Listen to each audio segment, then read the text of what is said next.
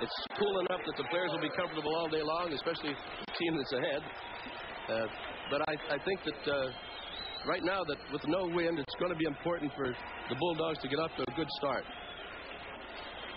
As you can see, the deep receivers at the far side, Kelly Skipper, and at the near side, Gene Taylor. Jim Nielsen will kick off for Oregon State.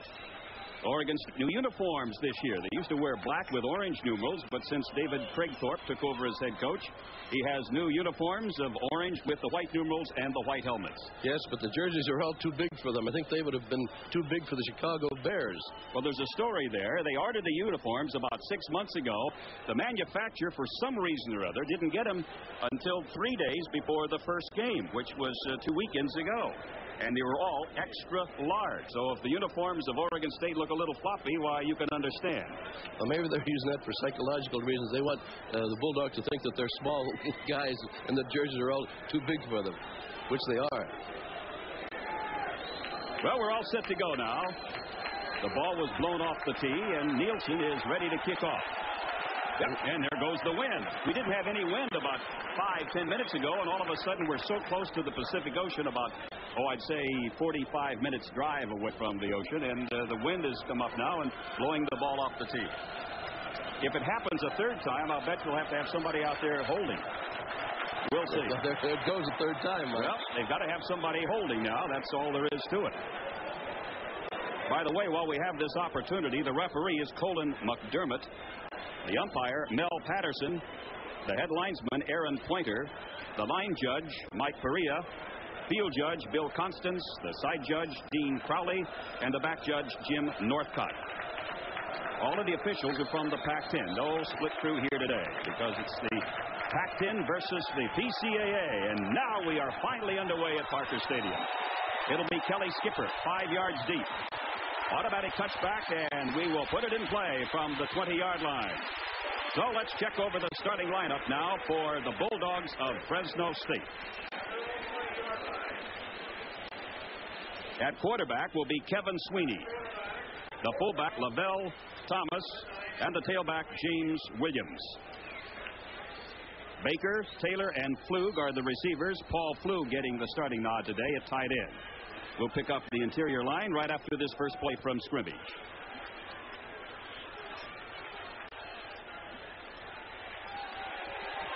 Sweeney wants to pass. Brought down around the 14. Sweeney wanted to go for either Baker or Flug, but they were covered. As you look at the offensive line for Fresno State, and it was Rich Haggerty and Andre Todd who made the tackle. They will spot the ball at the 14, second down and 16 now for the Bulldogs.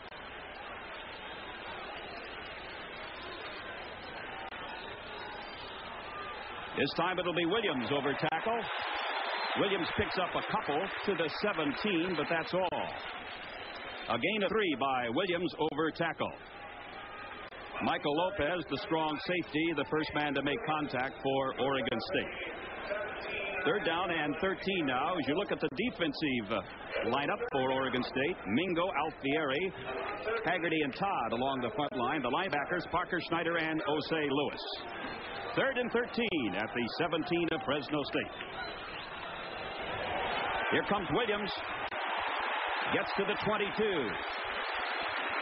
A 5-yard pickup by James Williams. Osei Lewis on the hit. And now the Bulldogs will be called upon to punt on 4th and long. Northington, Monson, Lopez, Odegaard in the secondary for Oregon State. Eric Hoshaver over on the sideline shouting words of encouragement to his teammates as Robert Adams drops back deep for Oregon State. The punter is Mike Mancini. High snap from center, and Mancini picks it up. Oh, is he level? The hit made by Jamie Norman. Mancini never could find the handle.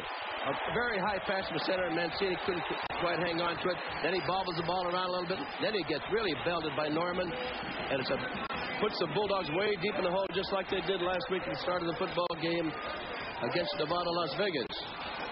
Oregon State with a golden opportunity. First and goal at the Fresno State 9. Wilhelm, Jordan, and Malone in the backfield. Wilhelm is the left-handed freshman quarterback. In motion, Reggie Bynum. Wilhelm throws in the corner for Bynum. Overthrew his man, and perhaps he was just throwing it away because Bynum had 2 men on him. He had Brian Nichols over there, along with Rod Webster. Second and goal at the Fresno State 9.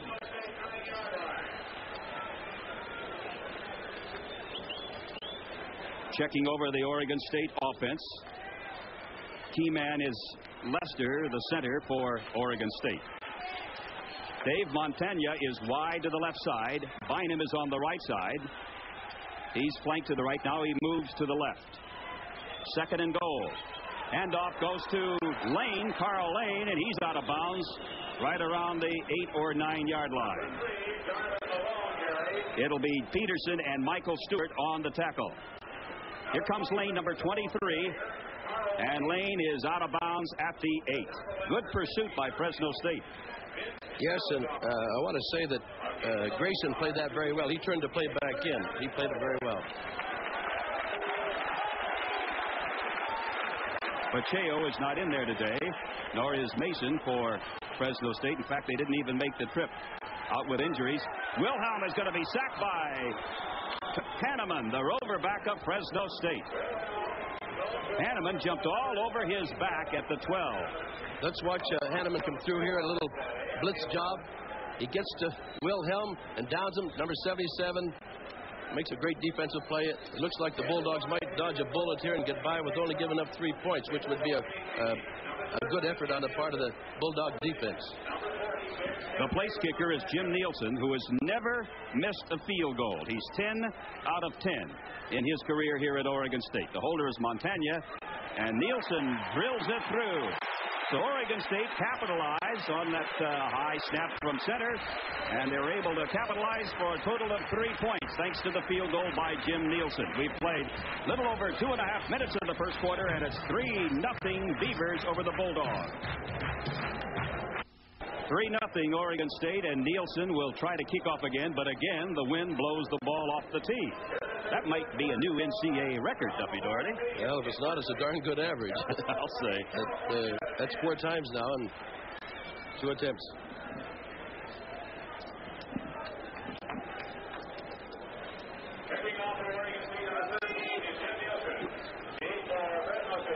Back in 1981, Fresno State came in here and, as you alluded to at the outset, pile up a 28-0 halftime lead, but the Beavers rallied and won 31-28. Kelly Skipper at the 2. Across the 20 to about the 22. Skipper, you know, is just down the road, about 40 miles away from here, Eugene, Oregon. I was going to say this is homecoming for Kelly Skipper. He was the leading ground gainer in among all the high school runners last year in the state of Oregon. Mike Matthews made the tackle on Kelly Skipper, and the Bulldogs will have a 1st and 10 now from their 21. That's what Kevin Sweeney did last week against UNLV, as the Bulldogs won 26-6 over the Rebels. Lavelle Thomas, James Williams split backs for Sweeney. Lavelle, maybe a yard. Lavelle Thomas hit right away in his tracks. He had taken 2 steps by Osei Lewis. Well, Lewis is quite a story. He's from Tucson, Arizona. Came to Oregon State as a quarterback. Then they made him into a defensive back, hence his number 7. And they switched him to wide receiver, and he's now a linebacker. Unusual to see a linebacker with the number 7. 2nd down 9 at the Fresno State 22.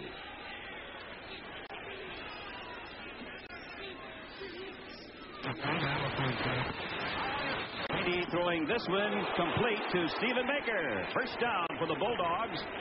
He was nailed at the 37 by Don Odegaard, the right cornerback. Well, Kevin was sharp. Kevin was sharp in his warm-up before the game, Kevin Sweeney, and he was sharp throwing that ball there to Baker, and right on the money for a 1st down. 1st and 10. The ball is at the 37. We're in the early minutes of the first period. We've played about 4.5. Trying to get to the outside is James Williams. And Williams is rolled out of bounds at the 43. Williams, the junior tailback from Brunswick, Georgia, gains 6. Rolled out of bounds by Levance Northington and Michael Lopez. Williams has deceptive speed. He doesn't look to be moving very fast. He doesn't lift his legs high. He sort of glides along, but all he does is make yards. He runs strong to the ground. Second down and 4 at the 43. Julius Pitts is the new flanker back now for the Bulldogs. Taylor is out.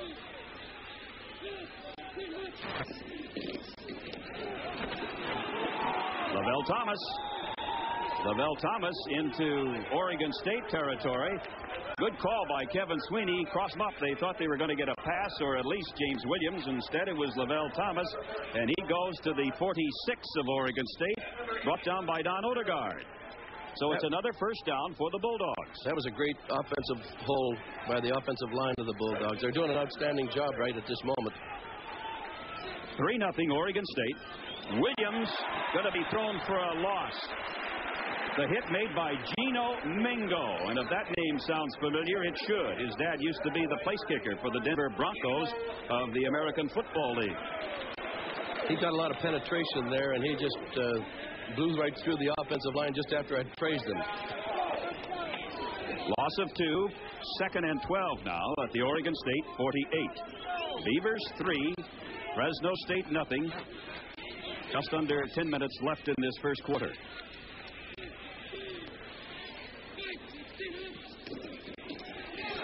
Williams, 45. And Williams might have coughed up that ball, but I believe Fresno State makes the recovery there at about the 42. Terry Lafitte covering that bobble. Tackle was made by the middle linebacker of the Beavers, Jeff Snyder. This is an interesting yardage situation here, about 3rd and 5. I would look for Kevin to put the ball in the air here. Now, it's because they don't make it, they're going to have to punt the ball. Julius Pitts, Vince Wesson, wide right. From the Oregon State 42. Sweeney overthrows Wesson. Led him too much at the 31. Well, Mike, he had to overthrow that ball because Wesson was covered so closely. Had he thrown it, Kevin underthrown the ball, it would have been an interception and 6 points for Oregon State. Mike Mancini will be back to punt. And dropping back deep for Oregon State will be Robert Adams, along with Michael Lopez. Adams will be the deep man standing back at his own 10. Chris Dugan making the snap. Good punt this time by Mancini. Hits at the 1 and flips into the end zone for the automatic touchback. So Oregon State will start over from their 20-yard line, a 3-0 lead over Fresno State. 8:50 left in the first quarter. Wilhelm will be a quarterback for the orange-clad Oregon State Beavers. Darvin Malone will be the fullback. And either Carl Lane or Jerry Jordan, they alternate at tailback. Let's see, it'll be Jordan in there at tailback. But he's going out as a wide receiver. And now they switch, so they've got Malone and Jordan in the backfield. Wilhelm, nice fake. Now he hands off to Jordan, and a penalty marker is dropped as Jordan is dropped at the 17. Hanneman in there covering very well for Fresno State. It'll be a loss of about 3 yards on the play. But let's see about this penalty.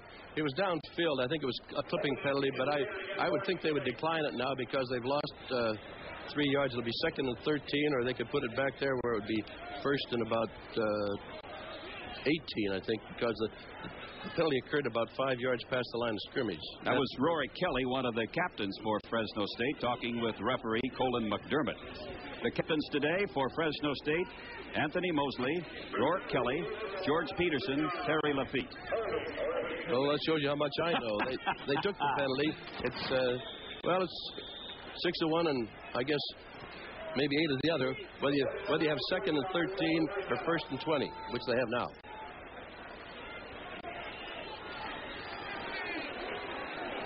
Montagna wide left. Bynum is a flanker to the right. Bynum in motion. Wilhelm on the delay to Darvin Malone, and he's going to be nailed back there, and a penalty marker goes down another time. He's dropped at the 8-yard line. It'll be a loss of 2 more. They may be calling piling on here. I don't know if they're going to call a late hit here against the Beavers. Yes, I think they did. Let's see who came in late. Malone's still standing up. There, number 5, Stewart. Or it could have been Dollarhide, 32. Stewart came in awfully late there, and that was a good call by the officials. The two of the fine defensive players, Pacheco and Mason, are, I'm sure, back in Fresno watching this game. They can be proud right now of the way their teammates are trying to play extra hard because they know that Mason and Pacheco aren't there to help them. The ball is at the 23 of Oregon State. 2nd and 7 for the Beavers. Oregon State leads 3-0. 8 minutes to go in the first period. Wilhelm on a time across the middle, and he's able to complete the pass up to the 34. Ron Heller, the tight end, making the grab. And it's a first down for Oregon State. George Peterson, Michael Stewart on the tackle. Let's watch Eric Wilhelm. He's got a lot of poise for a young freshman. He's a redshirt freshman, really a second year in college. He hangs in that pocket very well, finds his tight end, Heller, picks up necessary yardage for a first down. Gain of 11 on the pass play, and the Beavers with a first down from their 34. Look at all of the shifting going on, trying to throw off that Fresno State defense.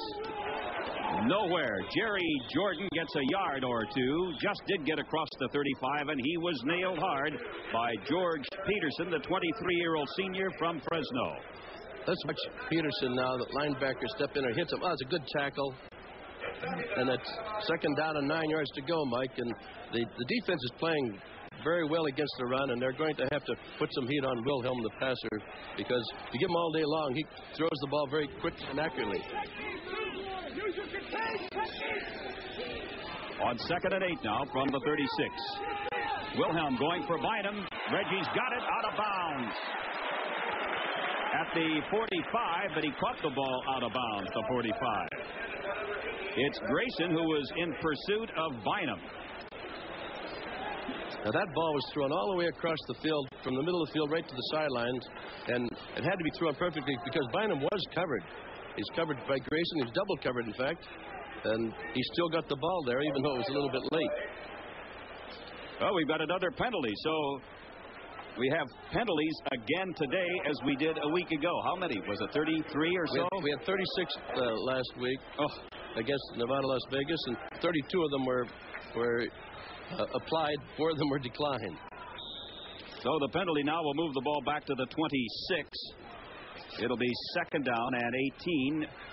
Check it. That'll be, it's 2nd down at 18. That's right. At the 26 on the holding penalty against Oregon State.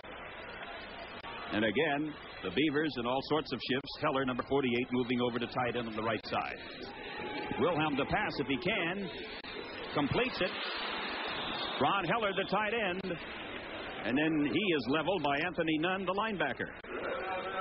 Well, that was a screen pass. A screen pass out to the left, and it was, you watch it now, it was very well executed. However, it was very well played defensively. He had a 2-man screen out in front of him. There's a very, very fine defensive play, and still 3rd down, and now it's 3rd down and about 18 again. Ball is at the 26 of Fresno State.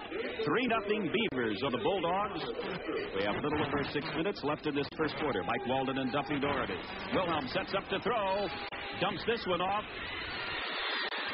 And the grab is made by Jerry Jordan. I think the Bulldogs will give him those 3-yard gainers all day long, Mike. Anytime. Olsen made the tackle. Watch the pass out here. A 3-yard gain out here to Jordan. All the deep receivers were covered very well by the Bulldog secondary. Here we come. Olsen in there, number 59. Knocks him out of bounds. Knocks Jordan out of bounds. Julius Pitts is awaiting the punt of Pena. And he gets away a beauty. Flag goes down. Pena, look at Pitts retreating all the way to the 18. Up to the 35. and he's brought down. We've got penalty markers all over the field. One back here at about the 30, another one up here at around the 40. I don't know what the first flag was thrown for. That was thrown when the ball was still in the air. I know. A 40-yard punt by Pena of Oregon State. The second one was probably a clipping penalty because that was after the punt was returned about 20 yards. There's an old saying in a punt return that sometimes you have to give yardage to make yardage. They had a punt return on to the left, and they had to give yardage to. Let's see, it's a illegal substitution. They might have had too many men on the field. 12 men on the field during the punt, and well, the ball is in the air. I guess it's unsportsmanlike conduct, they call it. And he used 12 men against 11. Well, what they call it is an illegal substitution. And we have a timeout taken here at Parker Stadium. We have 5:21 left in the first period of play.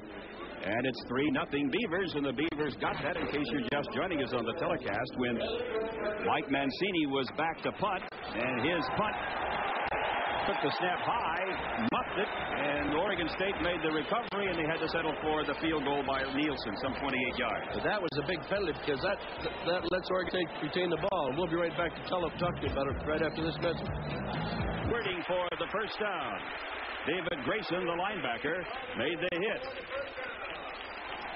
Mike, that was a big penalty against the Bulldogs when they had 12 men on the receiving team.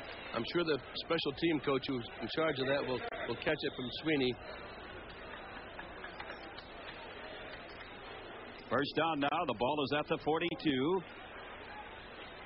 The Fresno State 42-yard line. 3-0 Oregon State. Bynum is wide to the right side. The left-hander is facing away from our cameras, so he is more effective on disguising the plays. You can't see him because of the uniform on his handoff. And that one went to Darvin Malone, and Malone was tackled by Anthony Collier. Otherwise, the right-hander, you can see all of that intricate ball handling by the quarterback. Collier's laying a strange position, at least strange for him. That's the one that Pacheco holds down, the nose guard or nose tackle, whatever you want to call him. But he made an excellent play there, coming off the center's block and making a tackle at the line of scrimmage. Second down 10 at the 42. Eric Wilhelm will put it up in the air. Ooh! The intended receiver, Carl Lane, really took a belt from Michael Stewart. It was a good thing they didn't call Michael on that. That was a little bit delayed. You know, that could have been called a dead ball fall.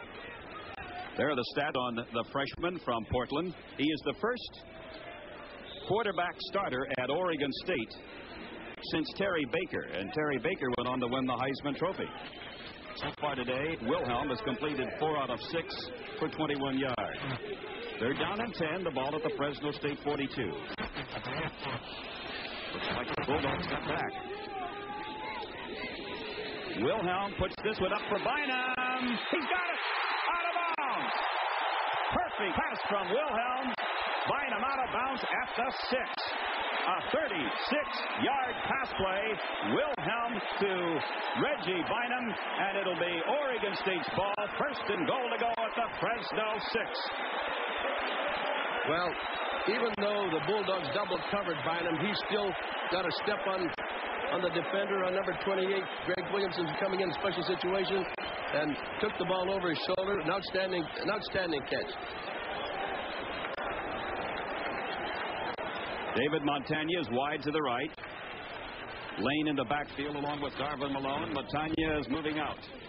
First and goal from the 6. It'll be Darvin Malone. He is stopped right at the 6. Peterson in there along with Victor Burnett. He's on the bottom of the pile. Victor Burnett at 6'5" and 240. Second and goal at the 6. Well, the Bulldogs have completely shut down the Beavers running game, and I can see that all those good things they've been saying about Bynum, Reggie Bynum, have been deserved. He's an outstanding receiver.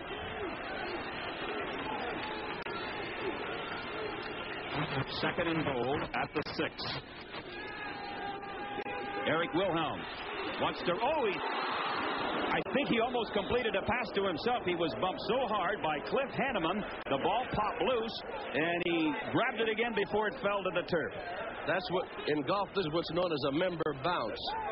Because Watch, Wilhelm gets hit. The ball pops in the air, and he catches his own fumble. His own fumble came right back in his arm. That's a real good break for the Beavers. What a hit by Cliff Hanneman, the 225-pound junior linebacker from Clovis.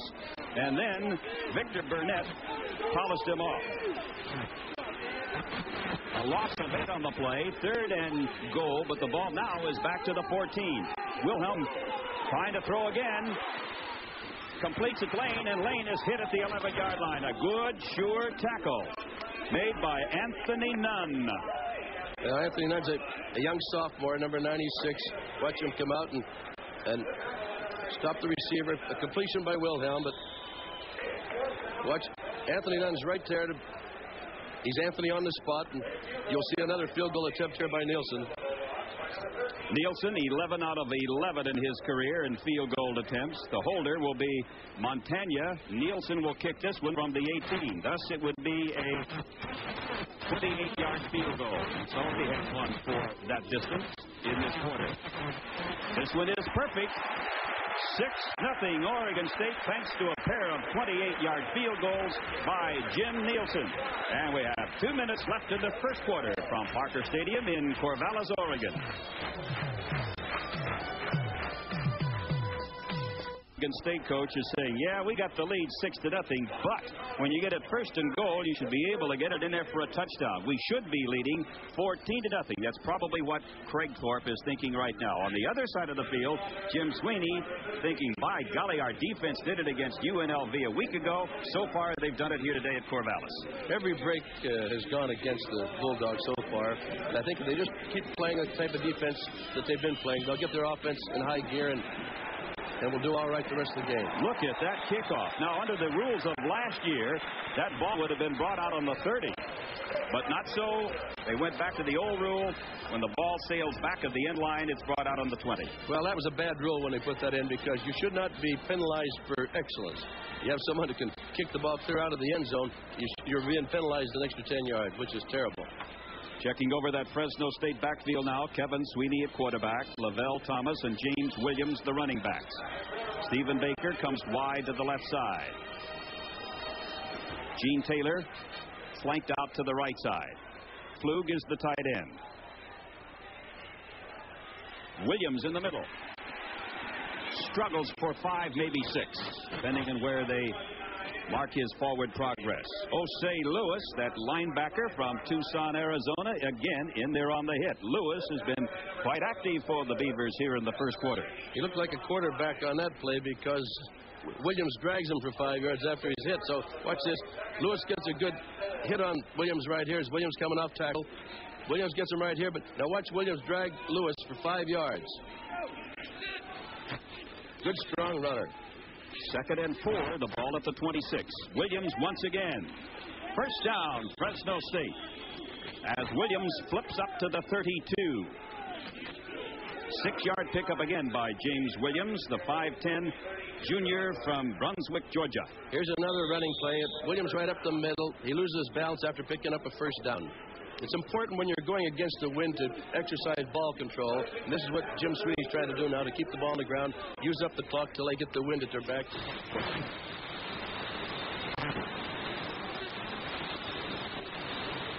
Williams trying to get outside. Turns the corner. Turns up.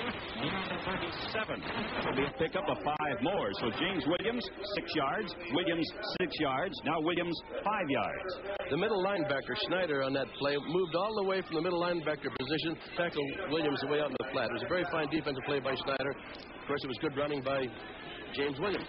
And there is James Sweeney. In his 8th year at Fresno State. 7 to the Bulldogs. 6-0 Oregon State. Williams, 5 rolling carry. Not much that time.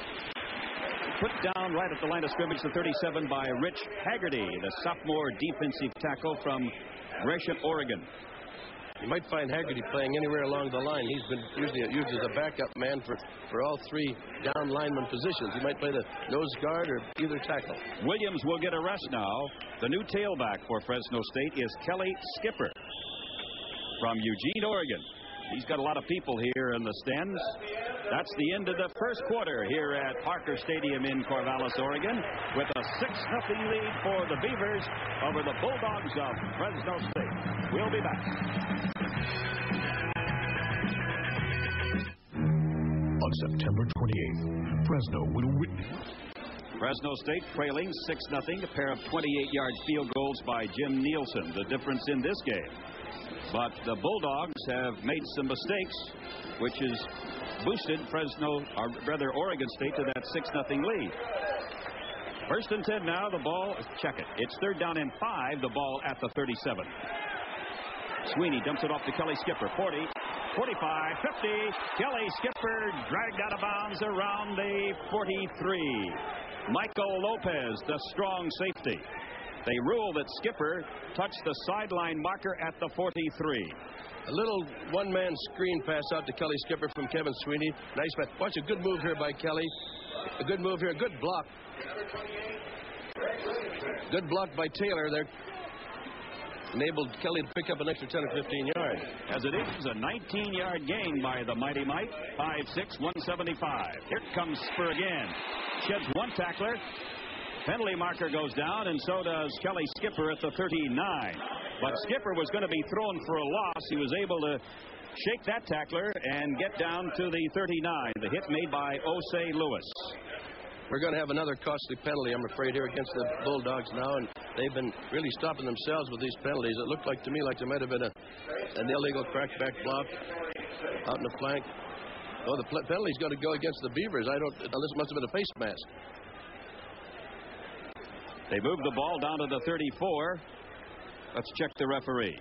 Yep, grabbing the face mask. That's an unintentional grab. In other words, if you do it incidentally, and it's 5 yards, it's 10 yards if you do it deliberately. Look at that. Oregon State a -2 yards rushing in the first quarter. Well, we talked about that Fresno State defense last week in the 26-6 victory over the Rebels. Defense doing the job again today. Ball is at the 34 of Oregon State. It's Anthony Mosley into the middle. He gets close to the 31. Mosley, a junior from Selma, California, number 37. I'm sure it's encouraging to Jim Sweeney to see his offensive running backs develop. I'm talking about Williams and Skipper and Thomas, now Mosley. He's got 4 capable running backs. The 5-yard penalty face mask against the Beavers and the 6-yard run by Mosley. First down for the Bulldogs at the 31. Kelly Skipper. And it takes 4 Beavers. Now he pops up the ball, but I think they're going to blow the whistle. The whistle blew the ball dead. Well, it should have been blown dead because they were pushing him back about 3 yards, and he should get some forward progress. It's Michael Lopez and Gino Mingo that made the first hit on Kelly Skipper. Lopez is always near the ball. He's their strong safety. They use him as a rover back. You might find him anywhere. He's always number 19. He's always near the ball. A very fine defensive back. They'll mark the ball down at the 29, so credit Kelly Skipper with a 2-yard pickup. It's 2nd and 8 at the 29. Vince Wesson wide left. Mosley and Skipper, the running backs. Out of the shotgun, Kevin Sweeney rifles this one to Kelly Skipper. And Skipper is dropped at the 25. He's going to be about 3 yards short of a first down. Kelly Skipper just slipped over the middle and cut about a 4-yard gainer. It's going to be 3rd down and a long 3. Lopez and Lewis tackling Kelly Skipper at the 25. 3rd down and a long 3 now for Fresno State. 6-0 Oregon State. We're early in the second quarter. Batted down. The pass batted down by Craig Callaway of Oregon State. He is a freshman. Number 26 coming in on the left side of your screen. He comes in untouched, gets his arms up and bats down Kevin's pass and headed out in the flat for Kelly Skipper. So now on 4th down, we'll get Belli in there, Barry Belli, with a field goal attempt. And the holder for Fresno State will be Brian Carden. Chris Dugan will make the snap. This would be from the 32. Not going to be any good. Wide right. It appeared that Carden was having a little trouble getting that ball down, and Belli had to wait just a fraction of a second. Anyway, the 42-yard field goal attempt is no good, and we still have a 6-0 Oregon State lead early in the second quarter. The last time Oregon State won 2 games in a row was 1978. They already have a 2-game winning streak. The last time Oregon State won 2 in a row at Parker Stadium was 1977. The last time the Beavers won 3 in a row, you have to go back to 1970. Right now, the Beavers are on top 6-0. Wilhelm dumps it off over to Jordan. He's at the 30. Jordan to the 34. Pulled down by George Peterson, an inside linebacker. That'll be pickup of 9 yards for Oregon State.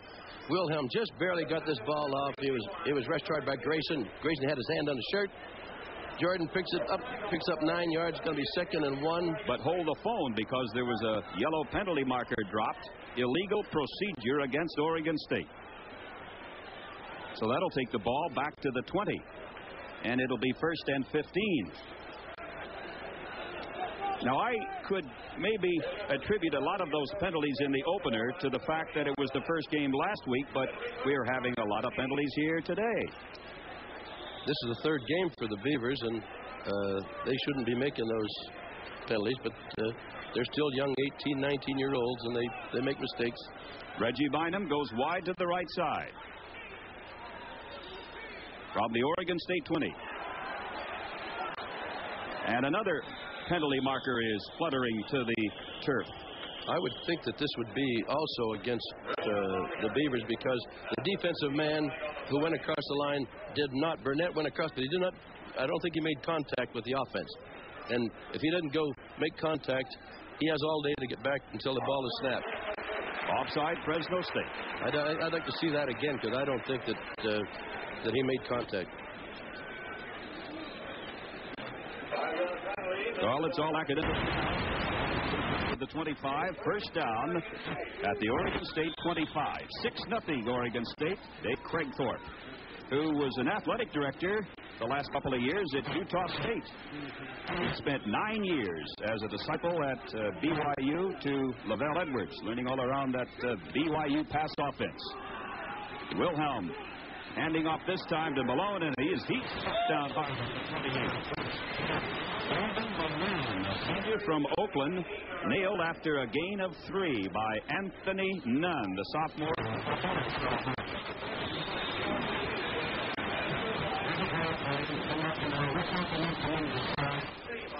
There was a flipping penalty that wasn't called there on.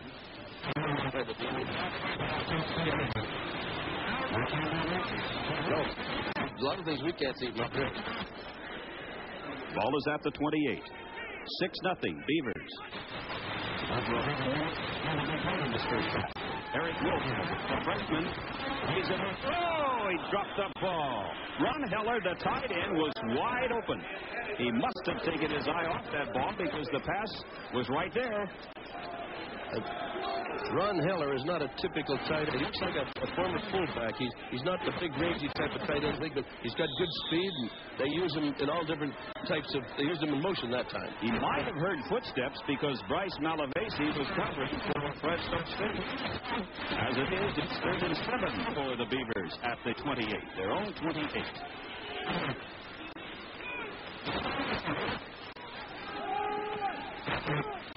Wilhelm across the middle.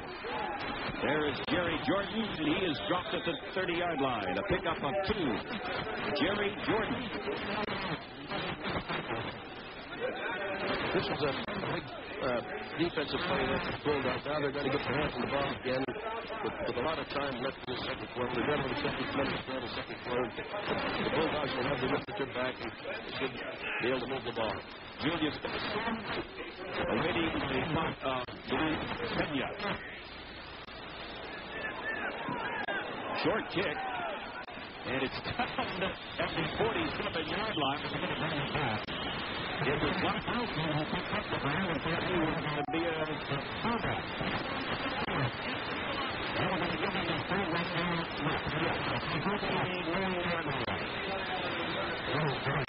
play by him because it was very effective, very dangerous. That ball's about to know it should get away from him. Fresno State will have a first down now at the 48 of Oregon State. The Beavers was only a 20. Yeah. And a 6-yard return by Mark Olsen. We have a timeout here at Parker Stadium. 10.5 minutes still to be played in the first half on this sunshiny Saturday afternoon, September the 21st. The Dogs trailing the Beavers. Fresno State trailing 6-0 to the Oregon State Beavers. A field goal of 28 yards and another field goal from the same distance by Jim Nielsen, the difference so far. Anthony Mosley, Kelly Skipper in the backfield for Fresno State. Quarterback Kevin Sweeney.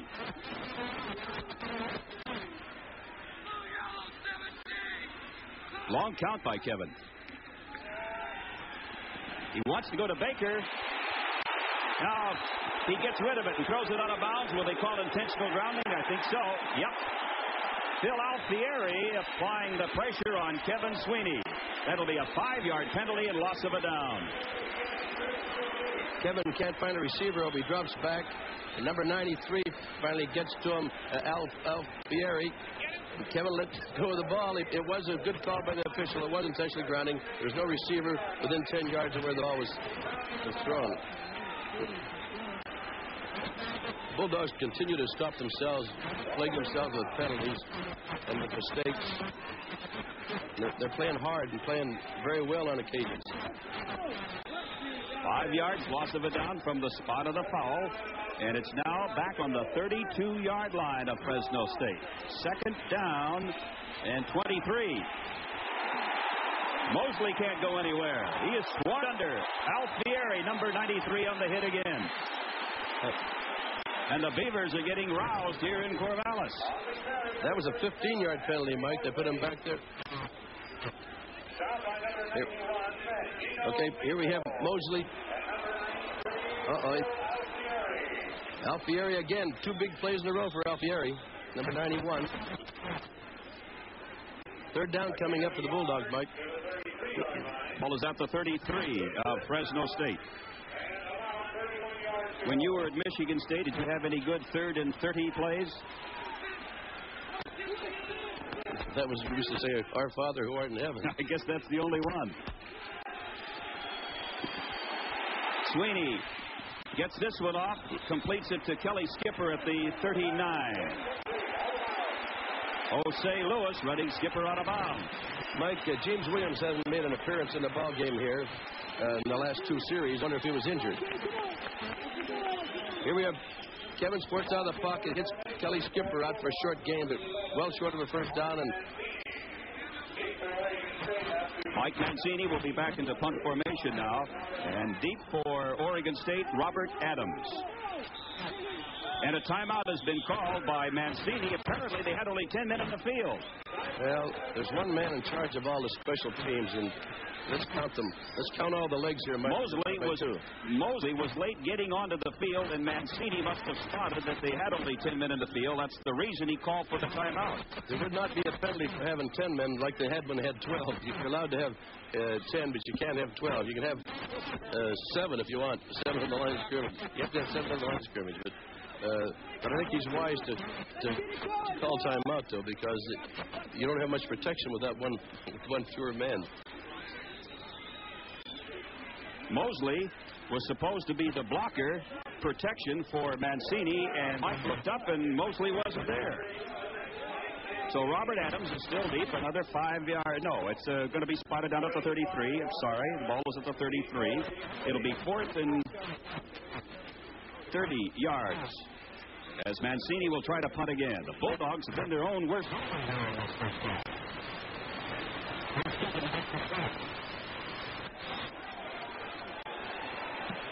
Mancini gets it away, and it's a beauty. Backing up Adams to the 9-yard line. Robert Adams. Flug has got him. Paul Plug makes the tackle near the 13-yard line.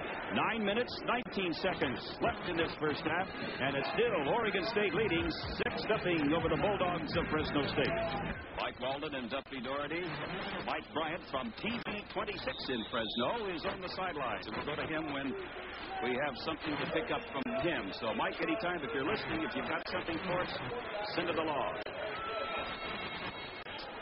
All right, the Beavers with the first down at the 13-yard line. Wilhelm wants to go to Bynum. It's deflected. Greg Ramsey, the left end, got his hands on the ball.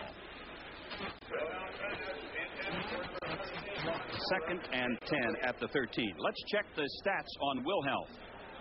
7 out of 11 for about 62 yards. Like to go to their left. He's completed most of his passes to the left. That's true of a right-hander too. It's more natural to throw to the right side of the field for a right-hander, and left-hander vice versa. Reggie Bynum is in the slot to the left. Montagna is also wide to the left. Wilhelm, it's intercepted. With the ball for Fresno State, bringing it back to the 23-yard line, Rod Webster. The ball was deflected by another Bulldog defender, then right into Webster's hands. Fine defensive play. Webster, number 19, making that interception.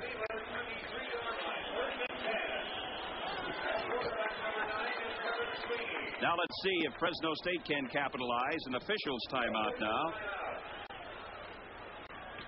They're letting an injured player get off the field for the Beavers. First and 10. The ball is at the 23 of the Bulldogs. The pitch goes to Williams at the 20, down to the 18. That'll be a pickup of 5 by the tailback, James Williams. Surprisingly, that's the first time Williams has been in the ball game in this last quarter. The last 2 offensive appearances for the Bulldogs, Williams was not in there. That time he picked up a good 4 yards, 2nd and 6 now. Well, Rod Webster gave the Bulldogs great field position with that interception. It's 2nd and 5 now at the 18 of Oregon State. Beavers lead 6-0, 8.5 minutes to play. First half. Williams close to the 15. He's going to have 3rd and about yards to go here, Mike. A long 2, almost 3 yards, depending on where they spot the ball. They spotted at the 16, so call it 3rd and 2 at the Oregon State 16. So far, it's been a kicking battle with Nielsen kicking a couple of field goals for the Beavers. Belli missing one from 42 yards for Fresno State. Lavelle Thomas, James Williams in the backfield for Kevin Sweeney. See if they move out of the eye. They will. It'll be Williams into the middle. Stopped right around the 15-yard line. Jeff Snyder, the middle linebacker, plugged up the gap for Oregon State. No first down for the Bulldogs. But we will get another field goal attempt by Barry Belli out of the hold of Brian Carden. They just haven't been able to capitalize on these opportunities. There's 3 times they were down in there and should have come out at least with 3 field goals. Now they're after the 3rd time down there, and this if they get 3 points, that'll help. Chris Dugan to make the snap. Carden will hold Barry Belli from the 22. He's got the distance, and he's got it. A 32-yard field goal by Barry Belli cuts that Oregon State lead in half. 6-3, Oregon State. Little over 7 minutes left in the second quarter. Dave Craigthorpe of Oregon State is probably kicking himself, thinking, my golly, we had some opportunities, had to settle for a couple of field goals. Likewise, Jim Sweeney of Fresno State. They had to settle for a free field goal. So it's 6-3. Oregon State late in the second quarter. I was surprised that Fresno did not put the ball in the air once in that series of downs there, for the first down on the 15-yard line. Reggie Hawkins and Rob Thomas will be deep. Kickoff by Belli. Hawkins will let it go over his shoulder and flip out of the end zone for the automatic touchback. First and 10 now for Oregon State. I expected this game to be really quite a fancy passing duel, maybe comparable to the point scored up here in 1981 when Fresno State had that halftime lead and then finally lost to Oregon State 31-28. But so far, battle of field goals.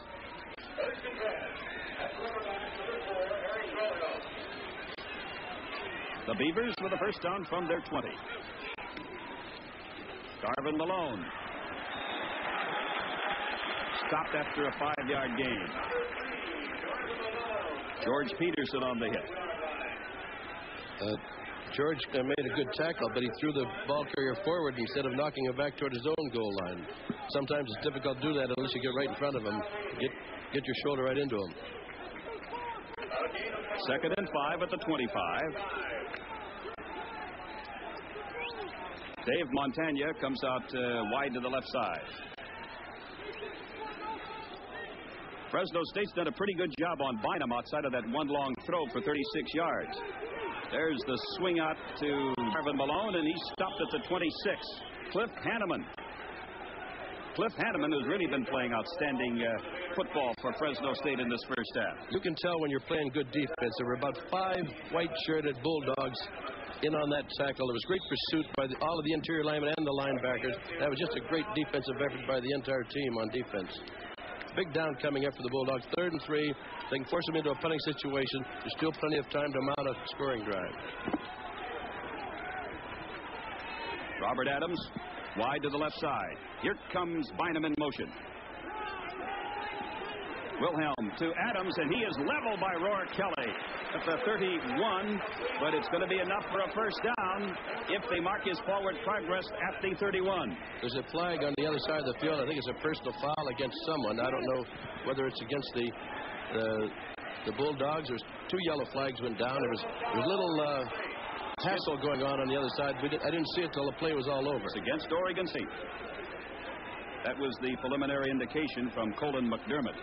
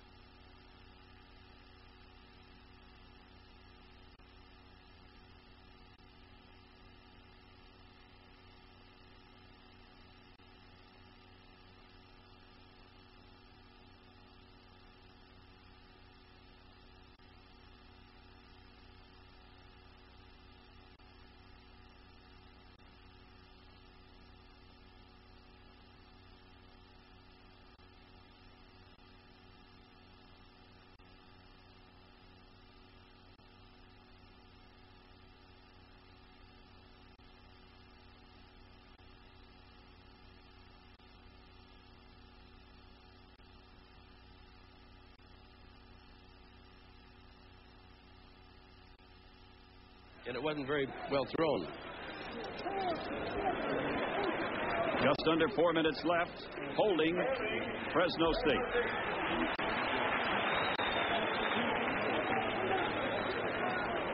Oregon State 6 and Fresno State 3. I understand that we've had some audio problems. We apologize for that. We have 3 minutes, 56 seconds left in this first half. And there is your score. Pair of field goals by Jim Nielsen for Oregon State, one by Barry Belli, Fresno State. That's all of the scoring that we have had here in the first half, despite a couple of quarterbacks who like to throw, Kevin Sweeney and Eric Wilhelm. Mike Mancini ready to punt. Adams is deep for Oregon State. Mancini's punt will angle into the end zone for the automatic touchback. So the Beavers will have a first down from their 20. Outside of an occasional 8 yards or so, or the one long pass to Bynum and the one to Stephen Baker, we haven't had any spectacular plays in this first half. No, we haven't. I think the Bulldogs have been almost reluctant to, well, not reluctant to put the ball in the air, but they've caught themselves with penalties and simple mistakes. Wilhelm tosses out on the flats to Bynum. He's out of bounds at the 26. Anthony Dollarhide, but there wasn't much he could do about defending on that play. The little down and out at the sideline. 2nd and 4, Oregon State from their 26.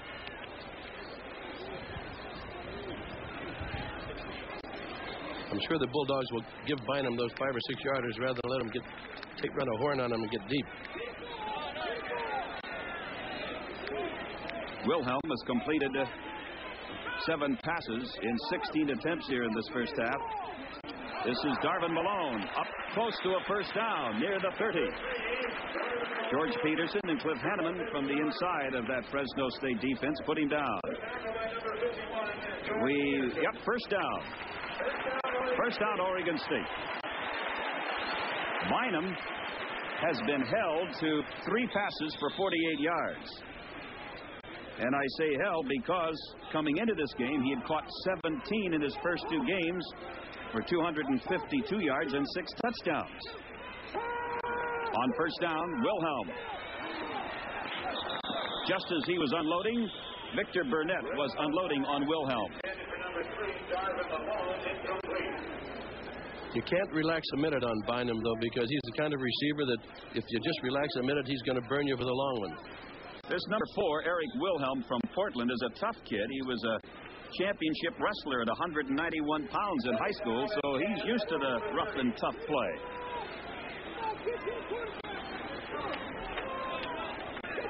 Second and 10 from the Oregon State 30. Pass dropped by the tight end, Heller. That was no fault of Eric Wilhelm's. Heller was open. Wilhelm puts a lot of tone on the ball. He throws the ball hard, and it just went right through Heller's fingers. When I said he doesn't look like a tight end, he looks more like the Christensen, the Raider type of tight end. Maybe he came from Brigham Young, and so did Craigthorpe. Dave Craigthorpe, an assistant coach at BYU for some 9 years. He also was a head coach for 1 year at South Dakota State, 3 years at Idaho State. Holding penalty against Oregon State will move the ball back to the 20. And if my calculations are correct, that is 13 penalties so far here in the first half, and we still have over 3 minutes to go. I said last week we'll never have a game with 33 penalties. So this quarter is reminiscent to the third quarter we had last week's game. That quarter lasted forever. 2nd and 20. Wilhelm's got 20 yards to go for a first down, but he's going to be sacked. The hit made by Ramsey, Greg Ramsey, a junior from Coalinga, number 87. I would have to say that the Bulldog defense has been more effective than their Bulldog offense so far in this first half. They have played just an outstanding game, and we expected going into this game that both teams would move the ball rather freely, but neither team has had any consistency on offense. If somebody would have told you that with 2.5 minutes left in the first half, we'd have only 9 points scored, I wouldn't have believed you going in. That's the way it is. 6-3, Oregon State. Wilhelm gets away from Victor Burnett, comes up and rifles it to Montagna, out of bounds just across the 30. Rourke Kelly making the tackle, but Montagna just did get across the 30. Very close to the first down. I guess he didn't get it. No, he was... That's right. They needed another 10. Another 10 yards. Forgot about the penalty. All right.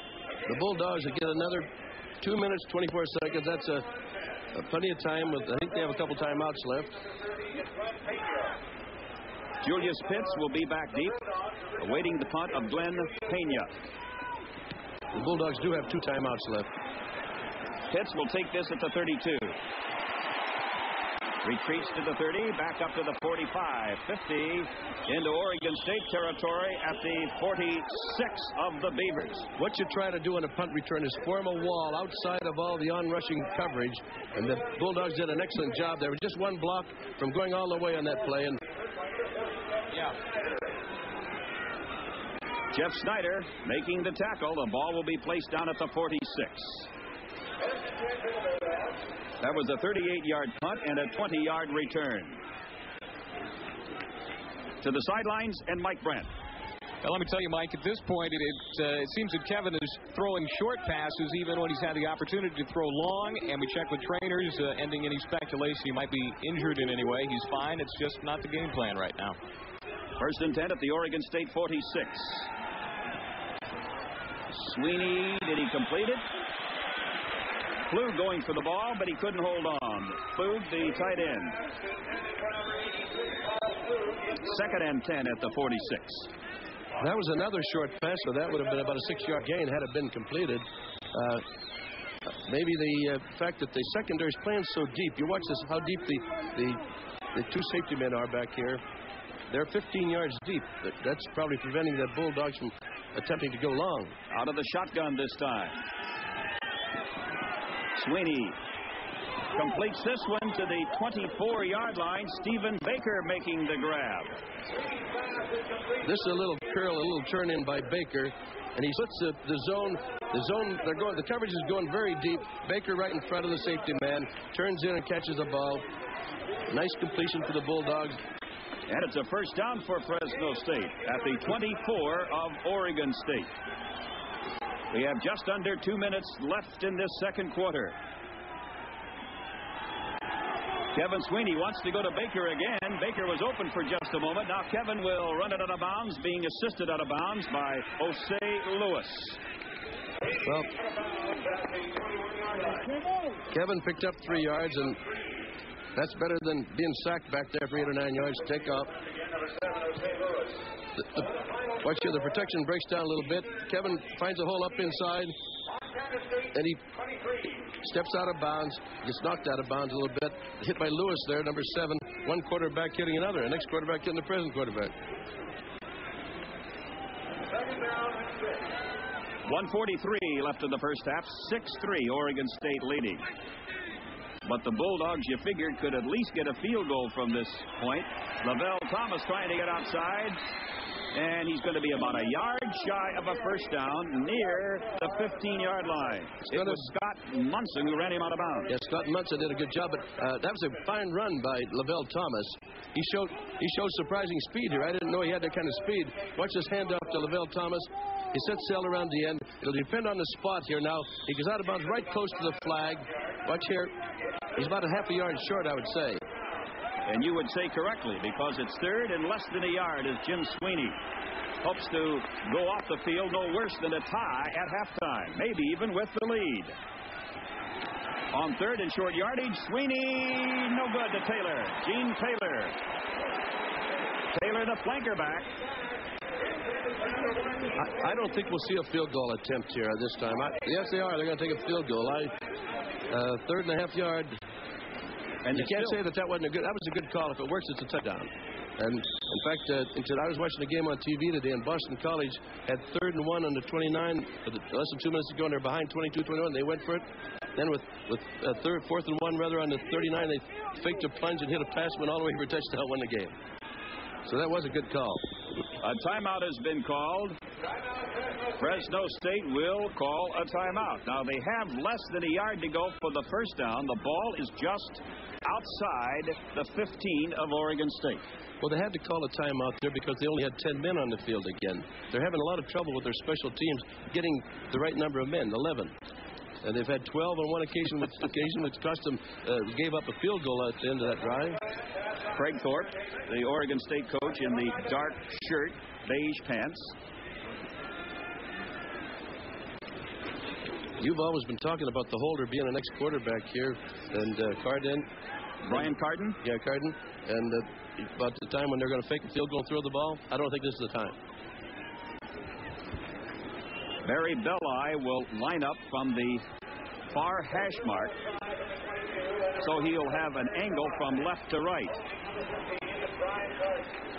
He missed one of 42 yards earlier in the game when Carden had difficulty getting the ball down properly.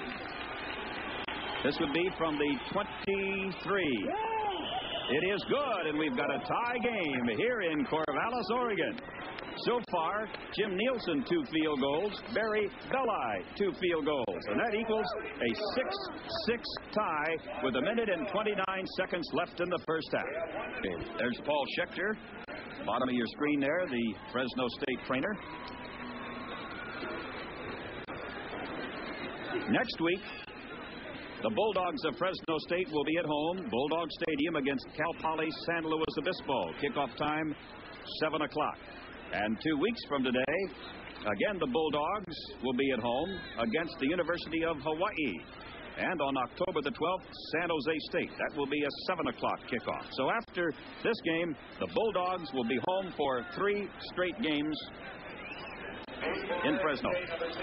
Well, I think once they get on track offensively, they're going to have an outstanding football team. The defense is starting to gel, and you figure that they're playing without 2 of their fine defensive players. That's Pacheco and Mason, and they're still stopping the Beaver attack. Reggie Hawkins will see this one sail about 15 yards beyond the end line. Wow. There's a little bit of a breeze at the back of Barry Belli, but he really got his foot into that one. So Belli with a field goal of 32 yards, tying the game at 6.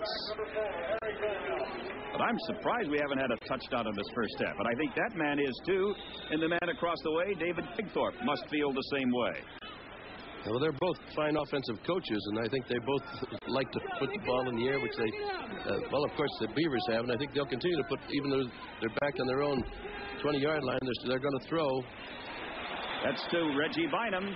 Wilhelm hitting Bynum, who steps out of bounds. That'll stop the clock with 1:25 left in the first half. This is just an out pattern, and with a short time left in the half, the defensive backs must play a little looser and get back and not give them long bomb. So they took the 9-yard gain as down and out with Bynum. 2nd and 1 at the 29. Darvin Malone and Jerry Jordan, the running backs for Eric Wilhelm. Jordan is going to be pulled down for a loss at the 27. George Peterson, a senior linebacker from Fresno, made the tackle. Peterson at 6'2" and 225. That's a good play for the Bulldogs, too, because it's using up a lot of time. That play's using about 30 seconds, and I don't understand. The Beavers have 3 timeouts left, but they haven't utilized any of them yet. And they're going to let the clock run out. On 3rd and 3, Wilhelm across the middle, no good. I don't know who he was throwing to. Nothing but a sea of 4 white-shirted Fresno State players. Now they're going to have to give the ball up with 53 seconds to go, and the Bulldogs have 1 timeout left. They had to use one when they only had 10 men in the field for that field goal try. Eric Wilhelm is hit on 11 out of 20 as you see that much time left in this half. Wilhelm 11 out of 20 for 97 yards, 1 interception. And let's get the stats on Kevin Sweeney as well. Pena almost had it blocked by Michael Stewart. Penalty marker goes down. They may call Stewart for making contact with Pena. If it is is, it's a tough break for Fresno State, and I say that because Stewart came within an eyelash, and if he did make contact, it was incidental. Let me tell you, though, Mike, it always looks like they almost block it. You never block a punt by coming across from the side. You got to get in front of the kicker and work up on this kicker kicking toe. You don't block a kick coming from the side like this. Watch it. Well, I did watch it. I didn't. Well, Stewart came from the side. Now, if he had got on the kicker's toe and worked up on his toe, he'd have blocked the kick. Oh, we have offsetting penalties. So we'll probably do it all over again. Here it is again. All right, now watch it. Stewart comes from the side. Yeah, we couldn't see it. Didn't see it again. It doesn't make any difference because offsetting penalties. So we'll do it all over. It'll bring the ball back to the 27. I gave you the stats on Eric Wilhelm. Now on Kevin Sweeney, he is 6 out of 12, 96 yards. They're rather equal as far as the stats, except Kevin hasn't thrown an interception. Julius Pitts at the 42.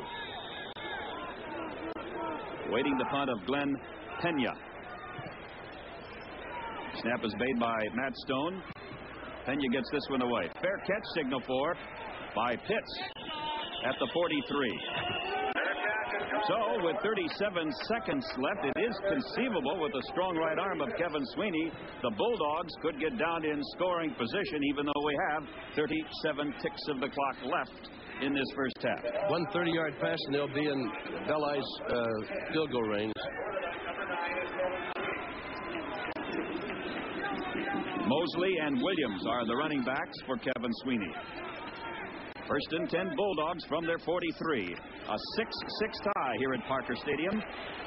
Closing seconds of the first half. He was throwing for Mosley, a little bit high. Mosley coming out of the backfield couldn't hold on. Well, Kevin did throw the ball off there. Now another holding penalty on another 10-yard holding penalty against the Bulldogs. How many penalties have we had in this first half? I lost track at about 14.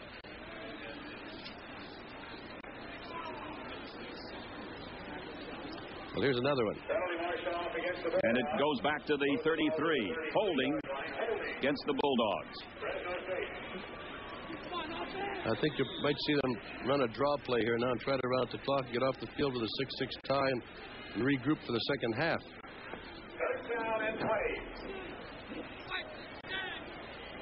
Mosley and Williams in the backfield.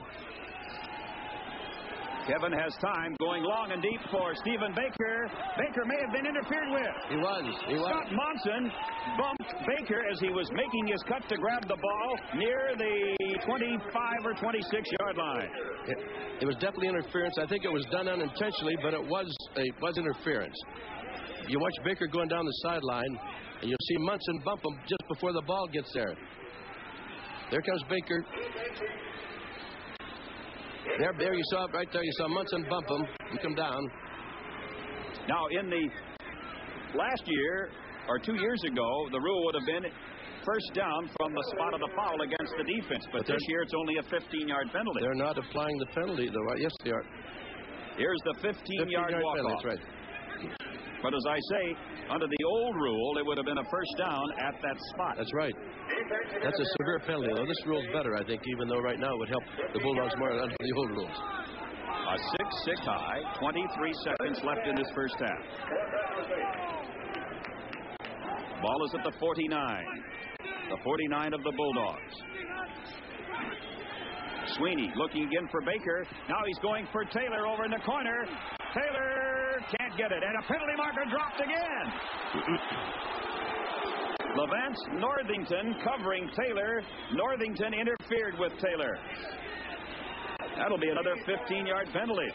That puts them in field goal range. If they get that 15-yard penalty, it'll put them in Belli's field goal range. Now watch number 2, Lentz. If Northington right there, he did hit him. He hit him right there. Levance Northington. He tripped him with his foot. He already has 3 interceptions this year, but he was playing his man and not the ball. They should face off a 15-yard penalty here now. Wonder what Kevin is holding his right shoulder about. 15-yard penalty from the line of scrimmage. Well, he threw that ball long enough. Oregon State now has been penalized 8 times for 85 yards in this first half. 14 seconds to go, 1 timeout left, so they can afford to try to throw a hook pass or something in there and call a timeout and kick a field goal. Taylor to the right side. Baker to the left. Kevin Sweeney. He's got his man, Anthony Mosley. Mosley out of bounds at the 26 with 7 seconds left. And that should be in the range of Barry Belli for a field goal attempt. Jamie Norman running him out of bounds. That was a very nice pass by Kevin Sweeney out to Mosley. Mosley did a good job of getting out of bounds, picking up 5 or 6 yards before he did, though. This would be a 43-yard field goal by Barry Belli. Harden will hold. He's got the wind at his back. This is well within the range. He could kick it 10 yards or 15 yards further than this with this wind. The longest field goal for Barry Belli was 50 yards versus Hawaii last year. This one is up. It's got the distance. It looks good. It is good. Barry Belli gives Fresno State the lead, 9-6 with 2 seconds left in the first half. Well, I'll tell you that this should give the Bulldogs a great lift going into the locker room. Usually the team that scores right before the half has a great psychological lift. It gives them the momentum ordinarily carrying into the third quarter. And I'm sure that Sweeney will have a few choice words for his offensive unit for all the mistakes that they've made in this first half, but they have done some good things. The line score so far in this first half, Barry Belli 3, Jim Nielsen 2. That's right. 3 field goals by Belli, 2 by Nielsen. And still no touchdowns in this first half. You're going to bring out a baseball parlance. It's a kicker's battle, huh? I guess. Not a pitcher's battle. So far it has been. When the quarterbacks connect, we'll call it a pitcher's battle. 2 seconds left in this first half. Mike Walden, Duffy Doherty. Mike Bryant is down on the sidelines. And Barry Belli, who has kicked 3 of them today, including that last one of 43 yards, will kick off. I would almost scrib this and keep the ball in the field of play so the clock would run out. Not a bad idea. If you kick it out of the end zone, they get a chance for 1 play. Clock doesn't start till the ball is touched. They are kicking deep. Hawkins sees the ball sail beyond the end line, so Oregon State will have perhaps 1 last play. They have 2. Yeah, they have 2 seconds left to go and a half. Their timeouts that they've saved won't do them any good. They have 3 timeouts remaining and haven't used any of them. And you can't carry them over to the second half, unfortunately. Eric Wilhelm will have a first down from the 20. Perhaps he'll be able to get off 1 play. Adams swing out at split end.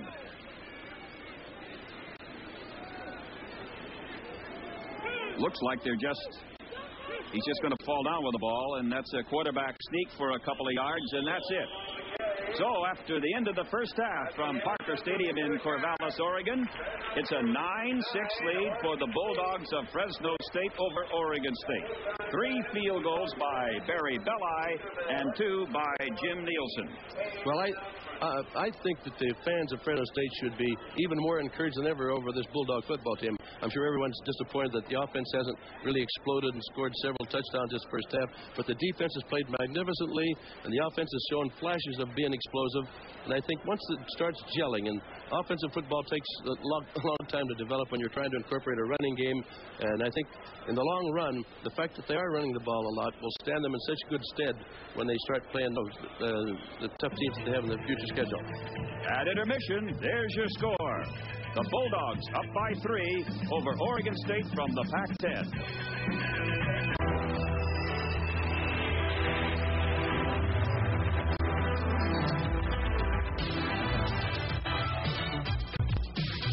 James Williams, 5 feet 10 inches tall, weighs 205 pounds, and comes from Brunswick, Georgia. The junior tailback raised eyebrows last week in the FSU victory over UNLV, gaining 156 yards and scoring 2 touchdowns in the first Bulldog ground game win in 3 years. So who is this guy? This guy, James Williams, is a Georgia peach. Came from a little old school way down in Georgia, and he came to play at Taft. And Al Baldock does a tremendous job of recruiting Texas, Georgia, the southern communities for the small town kid who hasn't been discovered. And one of the reasons that you don't hear a lot about James is that he played half-time down there. And we tried to recruit another guy, Alonzo Clark, who was more speed than him. We tried to recruit another guy at that same Taft Junior College. All three of them were great backs, but a lot of people thought James was the third best. Coach Jim Sweeney may have been looking at others when he found Williams, but nobody's more satisfied with this latest recruiting coup than the head dog. His impact is yet to be felt, really. One game doesn't make him Herschel Walker. One game makes him be what his coach, his head coach, promoted him to be. He can be the best back Fresno State University has ever had as a running back. There isn't any back that we have ever had here who has his speed, size, strength, ability to see the field. He can run inside, run outside, and he can catch the ball. I mean, he is a great, outstanding future prospect. He's got to prove it every week. James is a genuinely happy guy, and why not? A new school, exciting things happening each day, and an impressive debut on the field. Well, they say the main goal this year in the spring, when I came in the spring, was to establish a running game. And they say that they was going to run me. I didn't know how many times they were going to run me. So I was very, very, pleased that they ran me a lot. Off the field, James is majoring in recreation. And not unlike most students, you have your favorite classes, and then you have the others. What's the worst class you have? Psychology. We don't want you to name the teacher, but what's wrong with that class? Well, it's boring. This is lecture all day. It's just very, very boring. The relationship between the coaches and the athlete is one of mutual appreciation. Each grateful for what the other has to offer. I think they're very, very intelligent coaches. And I think they know what's going on. Did you do a Coach Sweeney imitation? No, I ain't gonna Come on, just a little bit. No. What's some of the things he says to you? Tell you better get your butt moving. James Williams did a pretty good Coach Sweeney impression. Do you do a James Williams? I don't know whether I do a James Williams. I'd like to be able to have James Williams' future ahead of me. If I did, my grandbabies would be looking at what is going to be a rich granddaddy, because James Williams has the tools to play this game on a level beyond college. And instant stardom will sometimes hurt an athlete, but James is realistic. My head is still in the game, and I'm just hope that I can stay healthy the whole season, and I can get the job done. And that's Bulldog Spotlight for this week. When we come back in just a couple of minutes, the facilities at Fresno State, Bulldog Stadium, and lots more when we come back. Time show. Bulldog Stadium, all 30,000 seats, paid for by the community in and around Fresno. Now, not too many colleges in this state or across the country can say the same thing. Community support has been a key part of Fresno State's growth. When looking at the Fresno State campus, it doesn't take long for your eye to catch on the newest additions, including 3,500-seat Biden Field, one of the finest baseball stadiums on the West Coast, at a price tag reading $2.5 million. Now, no one will argue the value of big-time facilities promotes the program and the university. It's the community support behind Bulldog athletics that's so unique. Football coach Jim Sweeney remembers how it began. In 1976, when we came here, we called Fresno State a sleeping giant. Basically built on the premise that there was the San Joaquin Valley area, which was unproliferated by competition from another sports, either from a sport of pro football or a sport of college football in the major Division I status. So we had the opportunity to get a captive audience. I believe the 76 football team began building that cornerstone. The 77 team built it. So it changed the image of Fresno, the area of Fresno, from maybe a one-horse college to a university system. Nearly $15 million have been spent in the last 6 years, $7.5 million for the stadium alone, and most of that came from Valley supporters. Now, some of the not-so-evident changes include landscaping, parking lots, lawn areas, buildings you may take for granted, but it took lots of cash just to put up the Bulldog ticket office, the shower locker room facility, and, yes, building continues, not so exciting, but nonetheless necessary, are restrooms. Fresno State now has a new weight room featuring full-time services of a weight and conditioning coach. Out at Warmerdam Field, there have been improvements and upgrading. And the women's softball complex also ranks near the top of the list of West Coast stadiums. All of these signs of growth and change mean one thing to Jim Sweeney. What that has done, it allows the local prospect to look in a mirror and see his reflection coming back as very strong because he has the ability to stay home, play in this kind of a facility, play in front of 30 and one day hopefully 50,000 people, so he doesn't have to go to SC or he doesn't have to go someplace else to realize his childhood dreams of playing in that type of a setting. So it has helped us tremendously. It also has helped the community see themselves as being much stronger and better in their image, and the growth is almost frightening. The sleeping giant is truly awakened. There has been one more building constructed just this week, but not on the Fresno State campus. Bulldog mascot Timeout has been living in this shed atop a billboard, waiting for the return of CB, Cowl Bowl. Coach Sweeney's gift from KMJ Radio disappeared during halftime of the FSU-UNLV game. How's it going so far, Timeout? Okay? No word yet on CB, huh? The station is asking for all information as to the whereabouts of the little English bulldog, and I understand a healthy reward is being offered. But in the meantime, Timeout will stay put, high above Blackstone and Shaw, waiting for CB. Well, that's just about going to do it for this week's halftime extravaganza. Quick thanks to Irene C. Hill for use of her chair here at Bulldog Stadium. I'm Mike Bryant, and in just a moment, Mike Walden and Duffy Doherty will bring us first half stats, and then we'll have the second half of the FSU-OSU game live from Corvallis, Oregon. This is Mike Walden along with Duffy Doherty at halftime here at Corvallis Parker Stadium. 9-6 lead Fresno State over Oregon State. And so far, neither team's offense has been able to get on track. No, I think largely because of penalties. I think both teams have stopped themselves offensively. However, I think the Bulldog defense has played so aggressively that they've put a lot of pressure on Bynum. They've been double covering him and triple covering him, and they've rushed the Wilhelm, the quarterback, quite a bit too. So I think that you have to give the Bulldog defense tremendous credit. Inversely, the Bulldog offense has been sporadic in its carrying out, no consistency at all. Of course, they've had holding penalties repeatedly, and they've had an intentional grounding and forward pass, and I think that once they get unglued and untracked, if the defense continues to give them a great field position they did the first half, I think that you'll see a different Bulldog team. As you look at the halftime statistics, you'll be able to see that both teams are about even in total yards. 154 for Fresno State and Oregon State 104, so there's a difference of 50 yards there. But look at the penalties.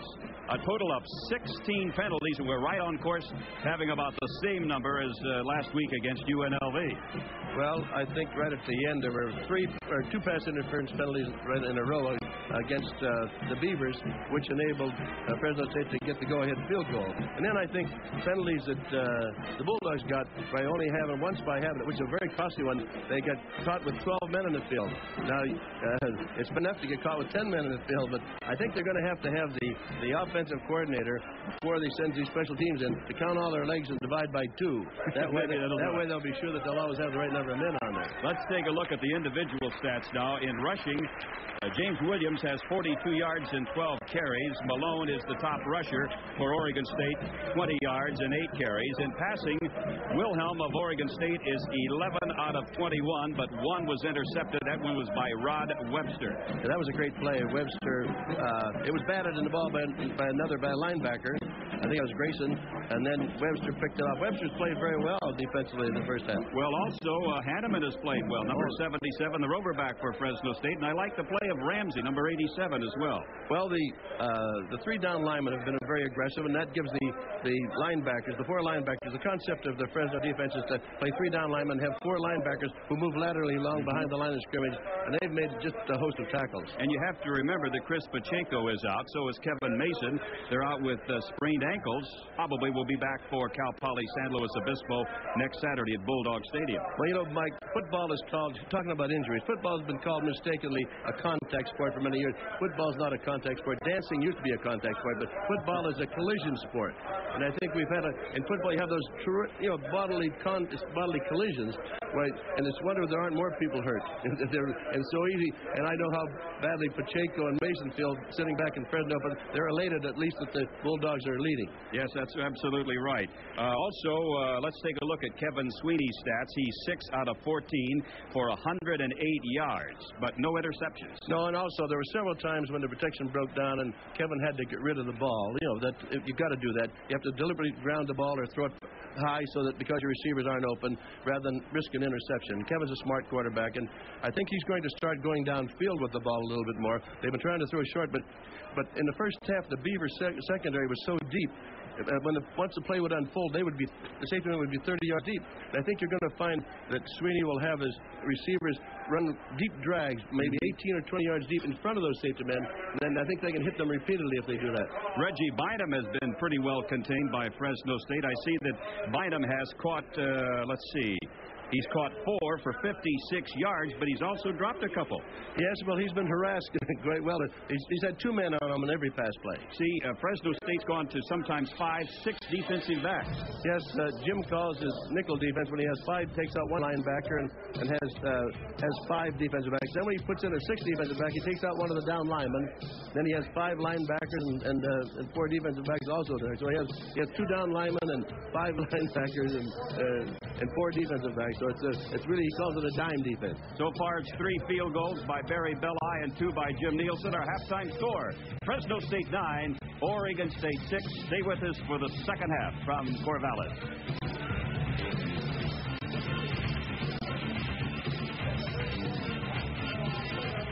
Toyota dealer. Drive the #1 selling small truck in America. Drive a Toyota. And by Coors, a beer with a difference.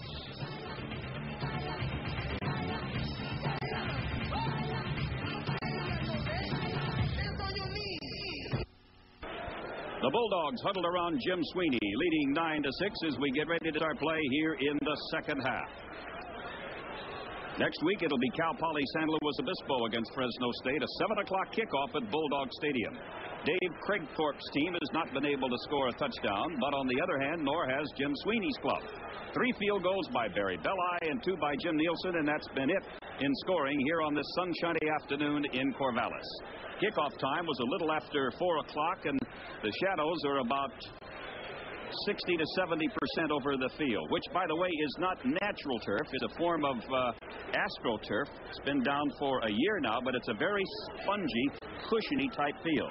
Well, they put deeper cushioning underneath now. They have sort of a foam rubber underneath it that makes it feel very soft to run on. Wisconsin beat UNLV today 26-23, so a good effort by the Rebels back in Madison, Wisconsin against Big Ten foe, the Wisconsin Badgers. Well, the Pacific Coast Conference is a tough conference. It's a good conference. It doesn't get the recognition that it deserves nationwide. I suppose because the teams are on the West Coast, they don't get the Eastern publicity and back in the Midwest in the Sunday papers. We've got to do something about that football blowing off the tee. Barry Belli ready to kick off if the ball will hold. Reggie Hawkins, Rob Thomas deep for Oregon State. Second half underway. Mike Walden and Duffy Doherty. Automatic touchback, so they'll bring it out to the 20, and Oregon State will put it in play. On the backfield for Oregon State, you're going to have Eric Wilhelm, the freshman quarterback from Lake Oswego in the Portland area. And he'll be backed up in the backfield by Darvin Malone and Jerry Jordan or Carl Lane. And I see it's going to be Carl Lane in place of Jordan at tailback for Oregon State. Ron Heller will be the tight end. Robert Adams, the split end, and the flanker back, Reggie Bynum, who caught 5 balls in the first half. And he's averaging 8 catches per game, and he scored 6 touchdowns. But he hasn't scored one yet in this game. 9-6, Fresno State, first play of the second half. Heller in motion. First time we've seen Heller in motion. On the delay, here comes Carl Lane. Big hole, 30, 40. Fumbles the ball, recovered by Fresno State. The Bulldogs come up with it at the 37. Byron Nichols made the hit, and Rourke Kelly recovers the ball for the Bulldogs. Well, this was a great play by Lane, a good run. He's got good speed, number 23 Lane. He gets hit by Rourke Kelly up here. They ruled it no fumble. It looked like a fumble to me right here. One official pointed that it was Fresno State's ball. Yeah, but he was overruled. He said he was down before he let loose of it. A 38-yard run by Lane. Oregon State will hold on at the Bulldogs 42. 9-6 Fresno State. Bynum in motion. Wilhelm goes to Montagna down at the 39. Well, that was a quick pass out in the flat to Montagna that picked up about 3 yards. You're going to have actually about 2.5 yards. You're going to have a 2 and a long 7 to go here. Second down and long 7. On that fumble recovered by Kelly, one official signaled that it was Fresno State's ball. He did. He was right on the play, too. He was the back judge. Oregon State with a 2nd and 7 at the 39. 9-6 Fresno State. Early in the third quarter. On the delay, Lane is pulled down. The tackle made by Mark Olson. Now a big play coming up for the Bulldogs. Now 3rd down and 7. No gain in that play. 3rd down and 7. They're still against that win. The Beavers are not in field goal range, so they'll have to punt if they don't make the first down here. They don't have to punt. You don't have to punt even from your own 10-yard line, but they probably will punt. Montagna is wide right. Bynum lines up in the backfield. He'll probably go in motion. There he goes. From the 41 of Fresno State, Wilhelm to Bynum. Couldn't hold on.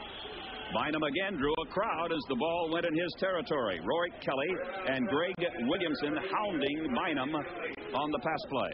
Anytime you see Bynum, you find Greg Williamson's not very far behind. It's almost like a box and one in basketball, the defense that is played. So Bynum draws a crowd. One man assigned to him, and some others help out.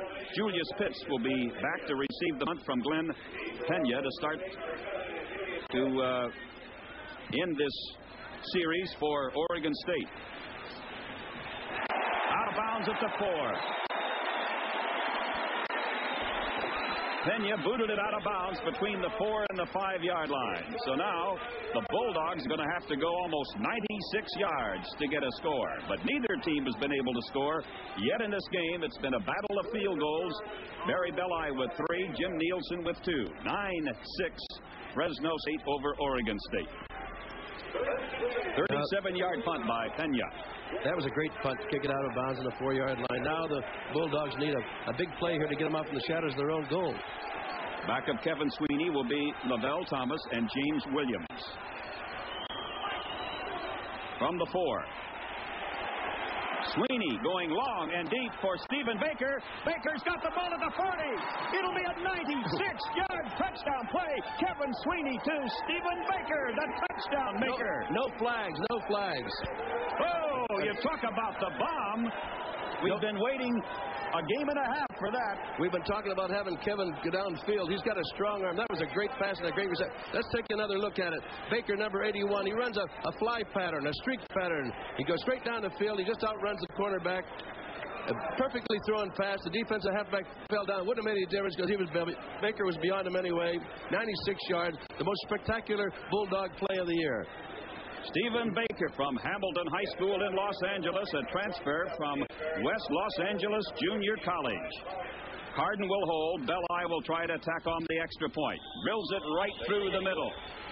And the Bulldogs, thanks to that 96-yard touchdown play, lead Oregon State 16-6 in the first 2 minutes of the third quarter from Corvallis, Oregon.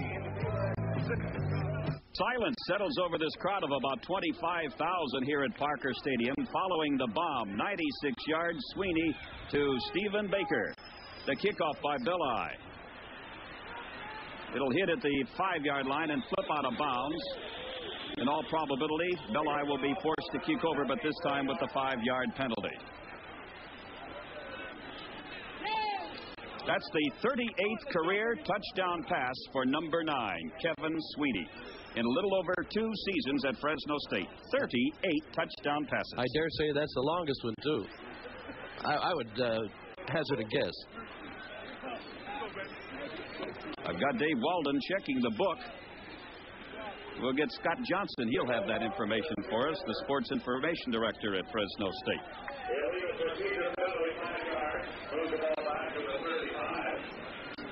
So now Barry Belli will kick off from the 35. The man of the hour, number 9, Kevin Sweeney, the junior quarterback.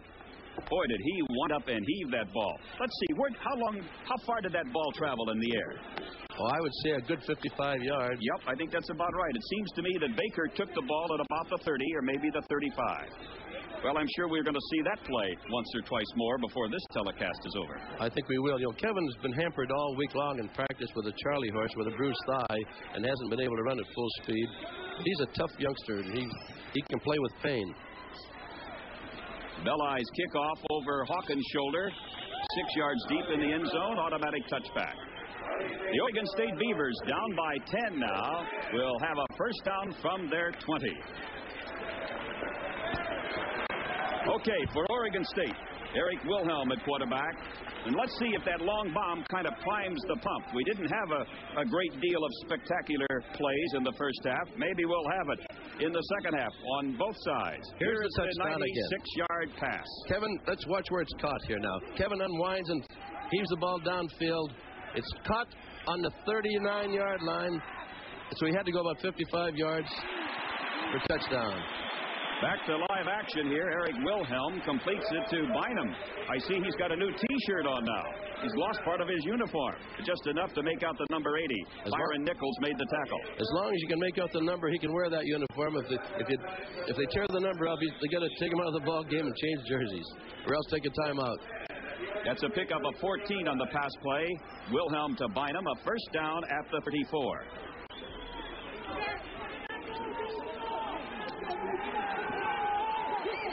This one goes to Bynum again on the opposite side, and he's pulled out by Byron Nichols. So now all of a sudden, Fresno State opens up the scoring, and the Oregon State Beavers unleash their Air Express. Favored the pilot and co-pilot, Eric Wilhelm and Reggie Bynum. You can't sit on a 10-point lead. I'm not that the Bulldogs are sitting on it, but you've got to still play aggressively on defense and try to control the line of scrimmage. The first pass went to Bynum for 14 yards. This one for 13. First down, Oregon State at the 47 as you look at Reggie Bynum.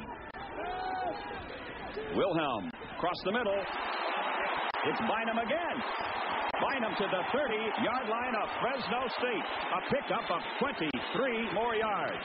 First it's 14 yards, then 13, and now 23. It's just amazing. As we talked about what a great receiver Bynum is. He runs a curl back to the inside. He's wide open. He left his defender behind him. Then he sets up field. He's got quick speed, very deceptive speed. He just glides along, and he's 6'3", 195 pounds. He's an excellent runner after he catches the ball. Tackle was made by Rod Webster, who has intercepted one of Wilhelm's passes. Eric will try again. Swings it out to Montagna, and he's bumped out of bounds at the 25. Wilhelm has now completed 16 of 27 for 110 yards. Byron Nichols running him out of bounds. It'll be 2nd and 5 at the Fresno State 25. Isn't it funny how many times have you seen this, Duffy Doherty?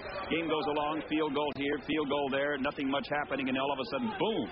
And now Oregon State coming back, completing 3 straight passes to Reggie Bynum. They got the crowd back in the game now, too. Bynum coming this way. It's number 22, Jerry Jordan, and he is popped at the 22. Jordan gains about 3. Tackle is made by Anthony Nunn. Anthony Nunn, a young sophomore, starting his first game for the Bulldogs, replacing Mason, who's injured, and he's come up with several great plays today. He's inexperienced, but he's got size and he's got quickness and speed, and he's going to be an outstanding linebacker before he's through. The ball is at the 27. It's 3rd and 7 now for Oregon State. Wilhelm retreats about 10 yards. It's batted down. Greg Ramsey at 6'4", a 230-pound junior from Coalinga, batting the ball down. Watch Greg Ramsey leap high in the air and bat the ball, get his hand on the ball. That's a big 3rd down play. We'll see a field goal attempt here now by Nielsen. He's already kicked 2. He's going after his 3rd one today. his longest 49 yards against Arizona State last year. This one would be from the 34-yard line, thus he's in his range. A 44-yard field goal attempt. Holding is Dave Montagna. It's up. It's gone. A 44-yard field goal by Jim Nielsen.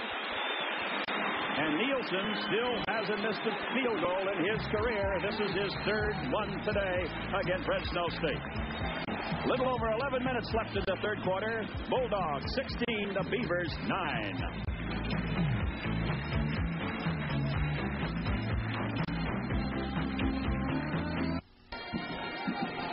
A 7-point lead for Fresno State.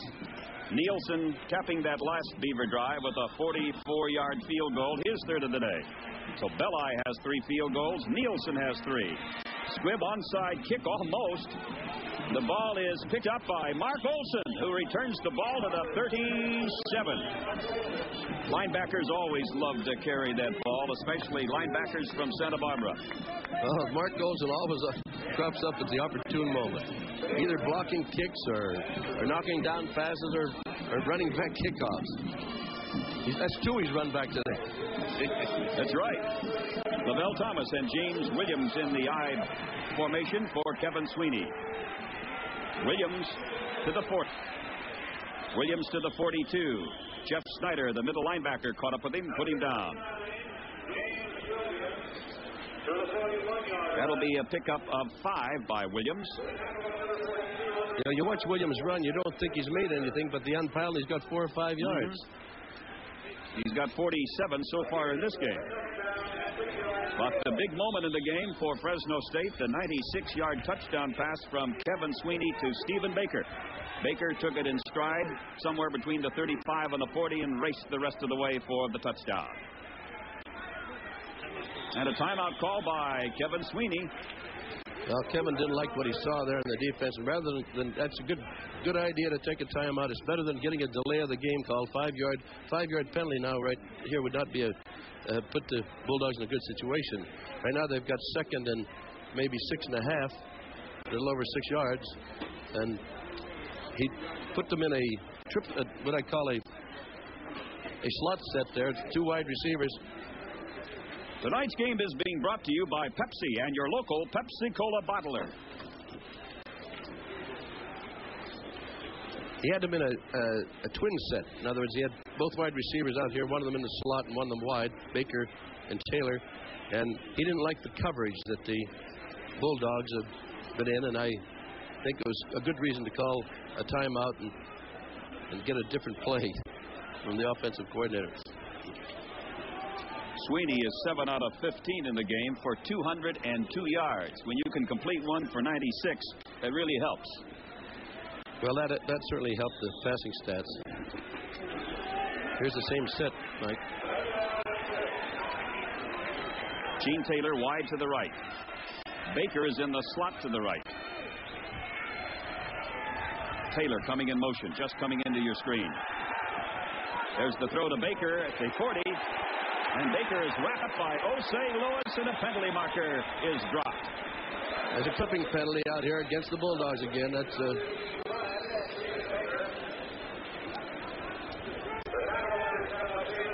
There's the clip. And Dave Craigthorpe of Oregon State, his team trails by 7. The pass out to Baker. Can't see the clip. Well, that was questionable, but from where we saw it, it looked like the defensive back turned his back to him.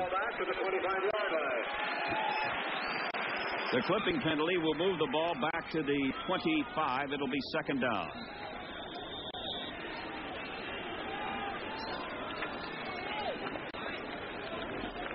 That's worse than a holding call because one's 10, one's 15.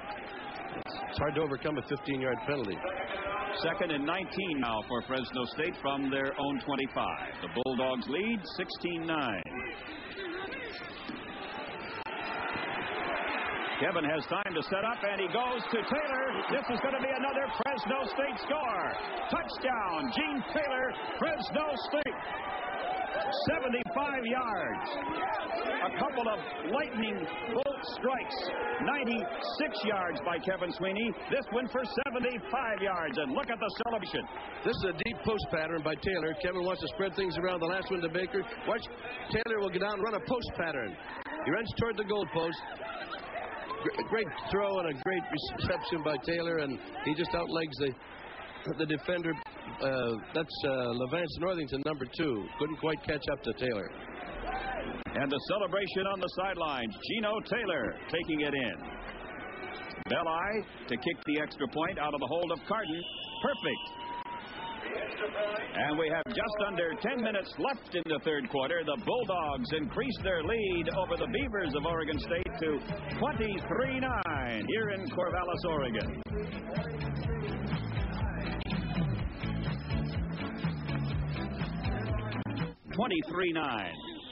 No run back here, the touchback, and the Beavers will have a first down from their 20.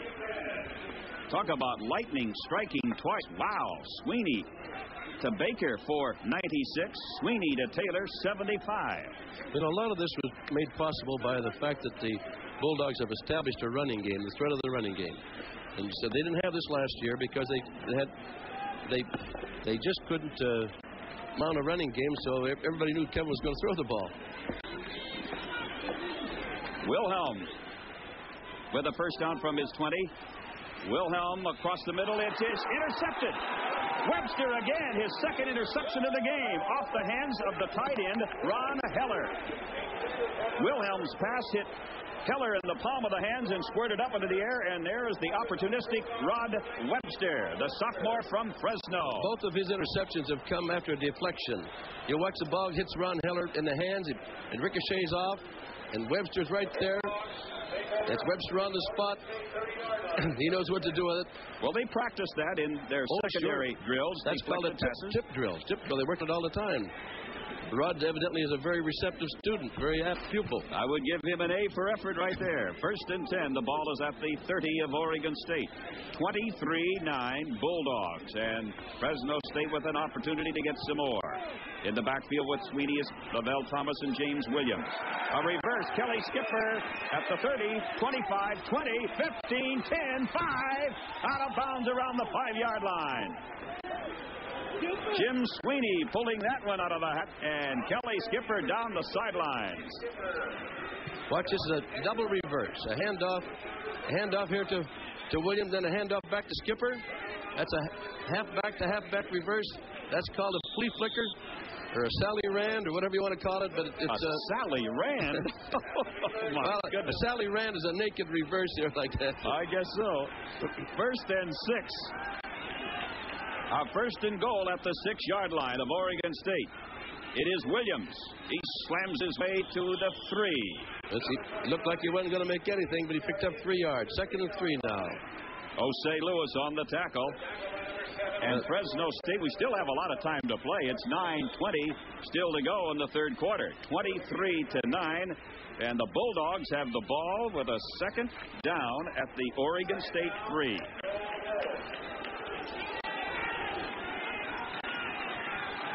Full house backfield. The give is to Williams. Williams is crunched down at the 2. Williams just starting to make his cut and was pulled down by Don Odegaard, the right cornerback. Third and goal now at the 2. Well, now they've got a little dilemma here. Now, do you run for the 2 yards, or do you fake a run and maybe hit your tight end with a pass? That's what they tried to do last time they're down. They're trying a third down, and at third down, a half yard, they faked the run, and Kevin tried to hit the end out in the flat. What do you think about a fake Williams and a little short pass in the end zone? You know what I'd do? What? I'd give the ball to Williams. Let him run a little, not up in the middle. I think the worst playing football if you try to run a short yardage from tackle to tackle and have one back leading another. Now, if you're going wide, you need to have somebody lead them. A little counter dive or anything, giving the ball to Williams. Again, it'll be a full house backfield. Lavelle Thomas, and the give is to Williams. He got in, I believe. No signal yet, though, from the officials. Yeah, now we get it. Touchdown, James Williams. We had several Bulldog players signal it before the officials. They're giving them a little help there. Well, that's what I said I'd do. Give the ball to Williams, and you run a little wide, run off tackle. Don't run up inside a tackle. That's what they did, and they scored. A good job by the. Let's give that offensive line some credit. You know, I think Lovering, Lafitte, and Savage, and Grove, and Lerma, they were all doing an excellent job up there. Belli to try to add one more point to the Fresno State ledger. Taking the snap, Chris Dugan. The holder, Brian Carden. Right through again. And now the Bulldogs.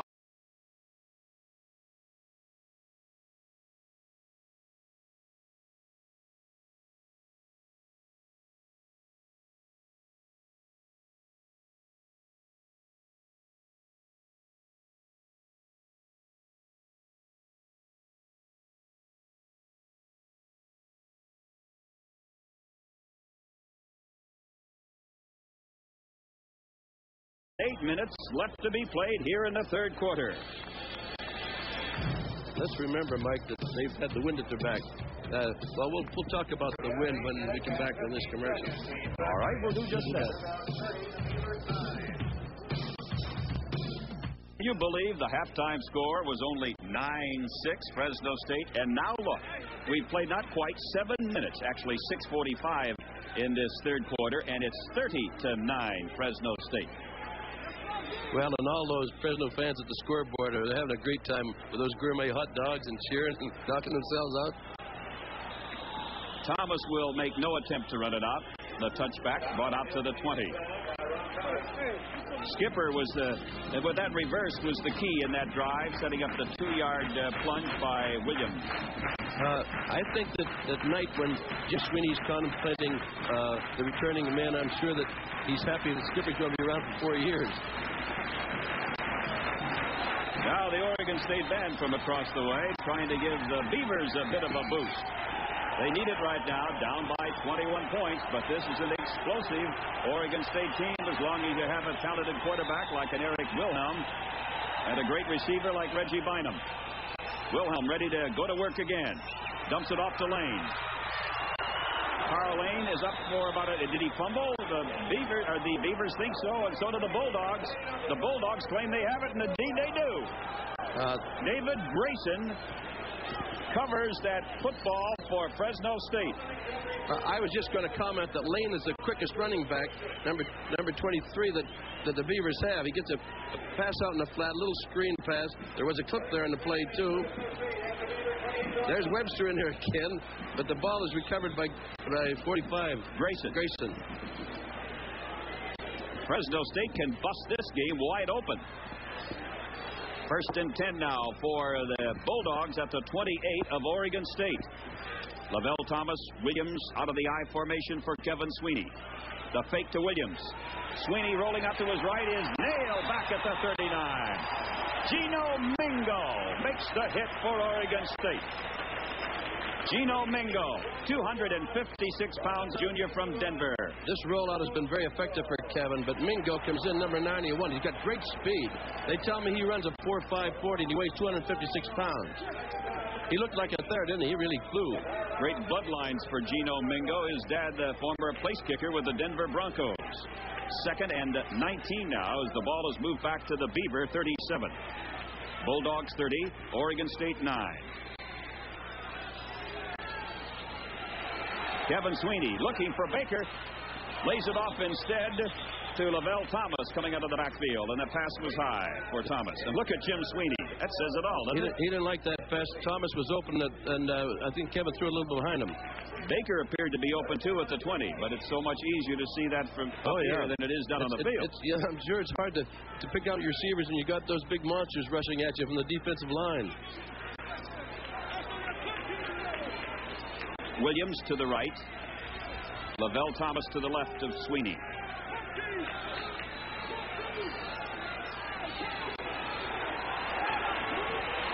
Sweeney going long and deep for Vince Wesson. He might have been intercepted in the end zone. Touchback, yep. The interception is made by Levance Northington. That is his 4th interception of this young season. Northington, a junior from San Jose. Well, let's watch Worthington now, the defensive right cornerback. He goes all the way back. Kevin's trying to throw long. The receiver really wasn't open. I thought he was trying to throw it away. He's trying to throw it to Weston. I think he was trying to throw it out of the end zone, but he didn't quite get there. Another yard, it would have been out of the field of play, but that's Kevin's only interception of the day. And it didn't do that much damage, except they didn't come up with a chance for a three-point play on a field goal on next down. All right, here is Wilhelm. He's going to go long and deep for Robert Adams, and Adams can't get the ball at the 40, and the Oregon State fans thought that Adams was interfered with. Roar Kelly covering Adams. Those floppy uniforms. I told the story at the outset. We'll repeat it again.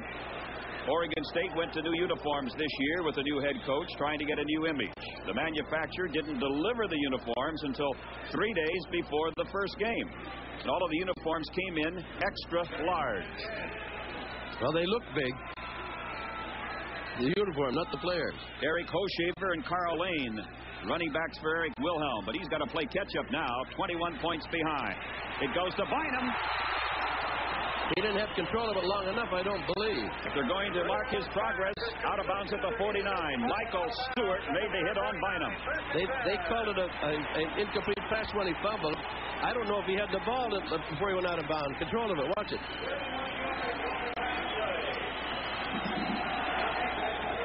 Yes, he did, I guess. And it goes out of bounds right there. Good call by the officials. So the ball now with a first down for Oregon State from their 49. No, Bynum only needs a total of 31 receptions going into this game to be the all-time receiver in Beaver history. And he's going to get it, barring injury. He's got 8 so far today. Montagna makes the catch. Dave Montagna from Orinda, California. Anthony Nunn made the hit. The ball is spotted down at the 41 of Fresno State. All right. Wilhelm gets back. He's certainly a cool customer. Throws a pass out to Montagna, the flanker. There's Anthony Nunn, number 96, making the tackle. They'll spot the ball at the 43 of Fresno State. It'll be second down, and the Beavers need 3 to get a first down.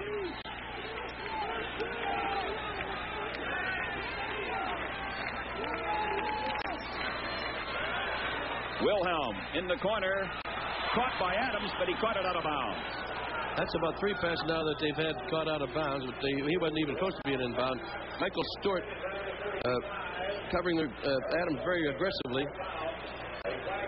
I'll see what this penalty is all about. It's right in the vicinity of offensive holding. I don't know if that's it. That's it. A holding penalty against the Beavers. Well, what do you do? Well, I would take it. I'd get them back there. And Fresno State will indeed take the penalty. Because otherwise they're going to have 3rd and 2. This That's will right. make the 3rd and 12. Anytime you see that umpire throw the flag, it's well, 99 times out of 100 it's on the offensive team. That'll move the ball back to the 47 of Oregon State.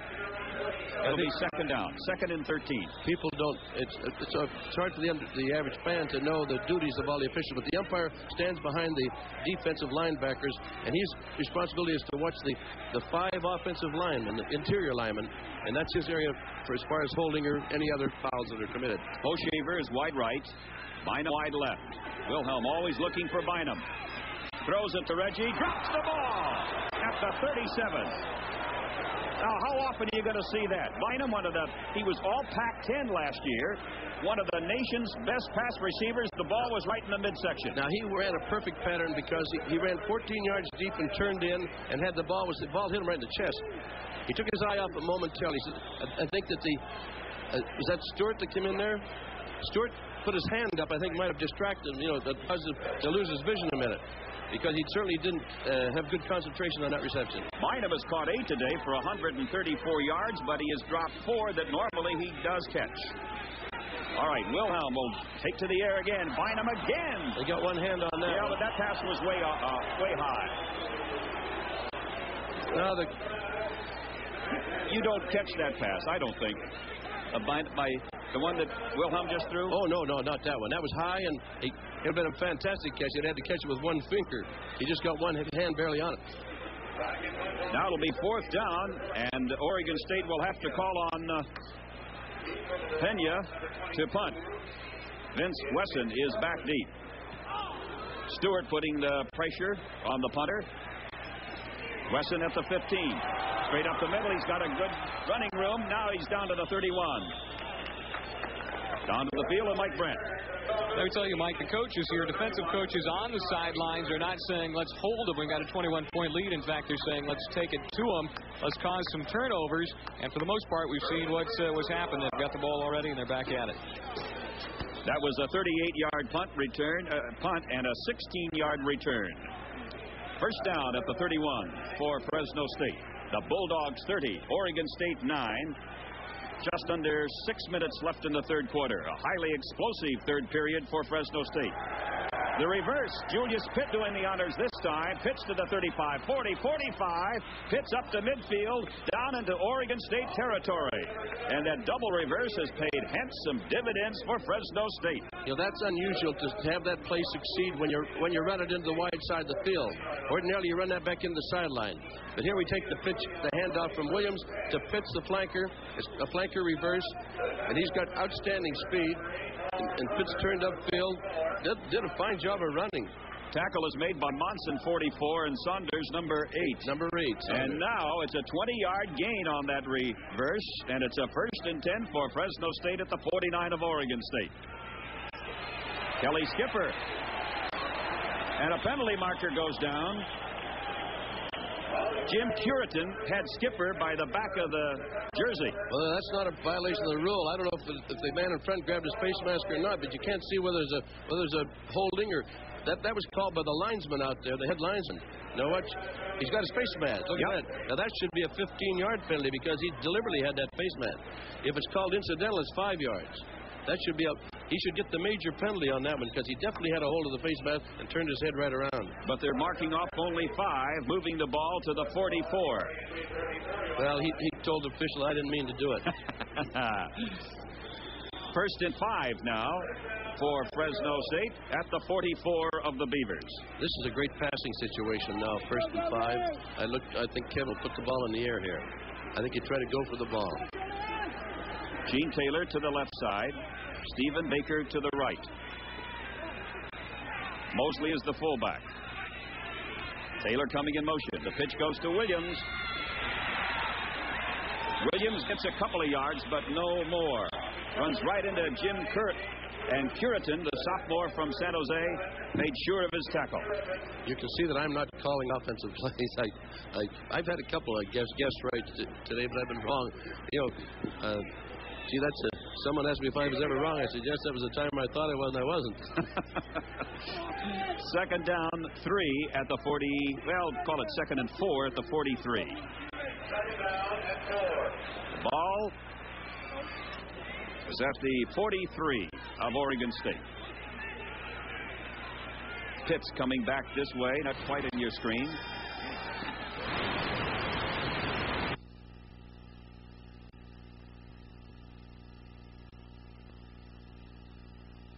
Able to get outside because of Jim Curitan. I understand we've had some more audio problems and video as well. So as a result, I will tell you that we have 3 minutes and 21 seconds left in the third quarter. Fresno State leading 30-9 over Oregon State. A highly explosive third period for the Bulldogs. 21 points thus far. Fresno led at the intermission 9-6. Now it's 2nd and 10 from the 35. Setting up the screen. And that one skips on the first hop to James Williams. And Kevin's right back on the saw. They got hit just as he let the ball go. It was a screen pass, and Kevin was backing up and didn't get the ball out far enough. The screen was open, but he didn't quite get it out there to the receiver. Out for Williams, 10 for Williams. But this has been a productive third period for Jim Sweeney's son, Kevin. A 96-yard touchdown pass play to Stephen Baker, and then he hooked up with Gene Taylor, 75 yards in a score. 39, Fresno State on top. Taylor and Baker. Wesson in motion. Sweeney intercepted. Pulled down by Harold Johnson, the linebacker. That's the second time that Kevin Sweeney has been intercepted in this game. And watch this interception now. It's intercepted by Harold Johnson, number 84. Kevin didn't throw this one like he usually does. The ball was thrown high. It sailed. I think the wind causes it to sail when you're throwing with the wind. He was throwing to Anthony Mosley and went sail right over his head. But you know, these last two possessions, they've had two interceptions, which have resulted in the Bulldogs not being able to attempt a field goal, and they fell within Belli's range both times. The Fresno State defense did the job in the first two quarters, limiting the Beavers to just a couple of field goals. And the Fresno State defense doing the job again here in the third quarter. 30-9. Fresno State, a little over 3 minutes still to be played in the third period. Swing pass complete to Jeff Jordan. Jordan is up to the 42. Check it, it's Carl Lane.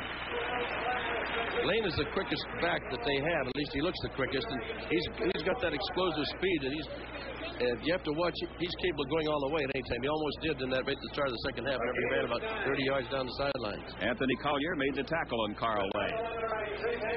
Second down and a little over a yard to go. The ball at the 41.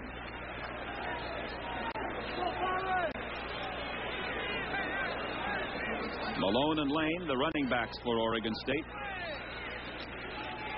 And it is Malone. He's got the first down. And he's pushed down hard by Anthony Collier. Mike, the shadows have completely enveloped the field now, and the lights are on. But yet we still have some sun over to the left. We still have sun on the practice field. We maybe better move the game over to the practice field. A rather odd start here today in Corvallis. 4:07 kickoff. Ball is at the 43 of Oregon State. The Bulldogs lead it by 21 points. Fresno State 30, Oregon State 9. Wilhelm throwing long and deep for Montagna. It is intercepted by Webster, his third interception in the game. Rod Webster to the 30, struck down at the 32. Wow, what a game Rod Webster is having. Webster got injured on the play. He made a great interception. I don't think he's serious. He's getting up. Let's watch this. Wilhelm trying to throw deep to Bynum. The ball is battered around. Webster, he really is one of the best operators in that tip drill I've ever seen. That's 3 interceptions he had. All were tipped, either by a receiver or by another defensive back. Rod Webster's third interception of the day. Then he could do something with it after he picks it off. He returned it 12 yards, and Fresno State with the first down from the Bulldog 32. Mosley and Williams in the backfield. It'll be Mosley, but not for long. Bob Klein wraps him up and throws him back. Whoops, he's still going. Mosley up to the 32, up to the 36. I don't know what kind of an escape artist Anthony Mosley is, but the quarterback, Kevin Sweeney, sprung him with a great block. I hope we can pick it up. I think that Mosley uses his forearm here to break a tackle. Watch him here. He breaks his tackle here with his forearm. Breaks his tackle. Great balance. Look at that block by Kevin. Kevin Sweeney blocking Gino Mingo. He's going to get killed doing that. Yeah, but he's going to get a pat on the back from his dad. Oh, sure. Well, the Sweeneys are tough. His dad played football that way. His dad was a great player. What was his number at the... Number 83. They retired his number at Portland. When they retired football the next year. Well, that's right. They retired all the numbers. Here comes Mosley up the middle to the 42. They retired my number at Syracuse, number 4. They start numbering at 10 now. Wait a minute. You were number 4? I was a guard at number 4. That's right. Can't be number 4 at a guard Not anymore, but you could when I played. I played back, quite a few years ago. Osei Lewis on the tackle. Who was your coach at Syracuse, Duffy Doherty? Well, Ossie Solom was the head coach. Bud Wilkinson was my line coach. He coached me, Bud Wilkinson. He said that he decided, this is right before World War II, he said he decided if he could win a lot of football games with players like Duffy, that the coaching wouldn't be such a bad career. And he said, if I ever got any good players, I knew I could be a success. And he was a great success. He finally got some good players. Going to be a little bit short of a first down. When you were playing ball at Syracuse, how much did you weigh as a guard? I weighed 190 pounds. I wasn't very big, but I sure was slow.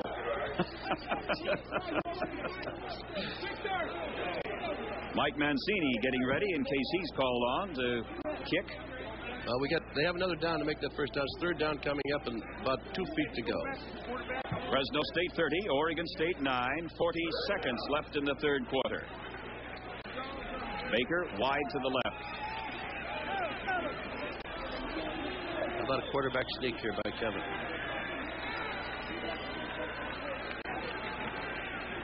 Williams, and he's got the first down as he pops up to the 45.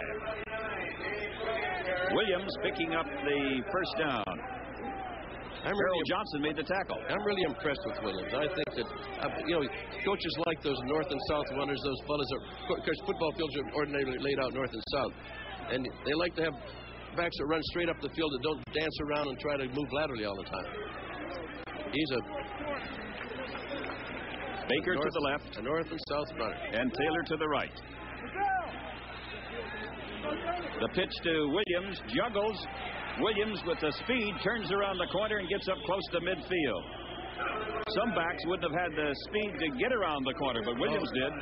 It looked like he was contained, but he ran right by the contained man, and he was finally knocked out of bounds by Northington. That'll be the end of the third quarter, and what a highly productive third period it was for the Bulldogs of Fresno State, leading 30-9 as we head into the final period from Corvallis, Oregon.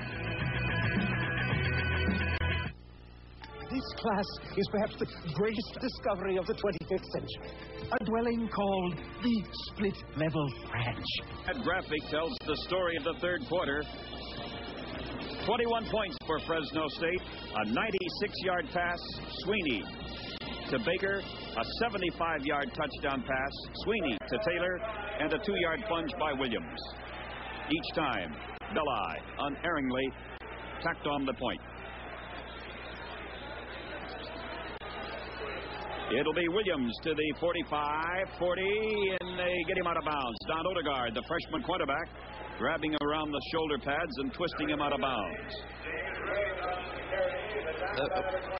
The way he glides with that as he runs, it's just amazing. You mentioned that's the way O.J. Simpson used to make so many yards. Look at the block by Chris Dugan. He just sort of glides along. He doesn't look like he's moving, but he just runs by people. There's Odegaard, knocks him out of bounds, but that's just excellent running by Williams. And an excellent block by Chris Dugan. You got to give those guys that block a lot of credit as well. Darn right. That offensive line's done a tremendous job all day long. Ball is at the 38 of Oregon State. Mosley twisting his way down to the 34. Mosley, a 200-pound junior fullback from Selma, California. Look at these running backs now. Williams, Mosley, Kelly Skipper, and Lavelle Thomas. The four running backs are all doing a fine job. Watch this pirouette here, this twist here by Mosley. He's practicing for a little dance routine he's going to do. Ball is at the 34. Opening seconds of the fourth quarter. 39, Fresno State. Here comes Williams again. And he gallops down to the 27 of the Beavers. Gino Mingo brought him down. Here we are. Here we are again. Watching Williams. Watch the two. Good block. But those offensive linemen clearing the way. There's Williams cutting back in. He's just a very, very versatile back, a running back, Williams, and he's very durable and very strong. And he's getting up close to another 100-yard-plus game. 89 yards for James Williams in 22 carries. Williams had 154 against UNLV in the opener a week ago. First down at the 27. Here goes Williams again. Look at that jitterbug move of his. Gets down to the 20. Did I say Williams? It's Kelly Skipper. Kelly Skipper. There's an old. Let's watch Kelly Skipper now. He's got some good moves now. He's certainly built like a fire plug. He's very powerful. He's only about 5'7", but he weighs about 180, 85 pounds, and he packs a wallop when he runs, and he's just a strong runner. Only a freshman, too. You saw how Lopez had to bulldog him down. That's right. There's no adage in football. When you have the wind at your back, you try to get in many places and you can throw the ball. When you're against the wind, you try to run the ball, control the ball, and use up the clock. And score while you're doing it. Kelly Skipper, Lavelle Thomas, the running backs. Kevin Sweeney rolling to his left. Dropped by Baker. The pass was thrown behind Baker a little bit. He had to put on the brakes and come back for it. Well, Kevin Sweeney was running for his life there, and he was running to his left and didn't have a chance to get his shoulders upfield. And it's hard to throw accurately unless your shoulders are facing upfield. And he didn't have a chance to do that. So the technique on that wasn't what he wanted it to be. They have not been able on the rollouts to get outside of that contain. Once you get outside the contain, you've got the defense over the barrel, because if they come up, you throw behind them. If they don't come up, the quarterback can run with the ball. 3rd and 6 at the 23.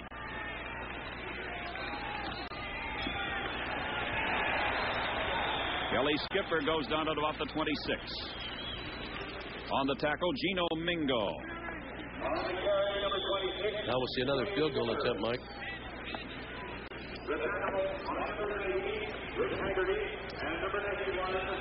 Yeah, Barry Belli, number 27, trotting onto the field along with 15 Carden.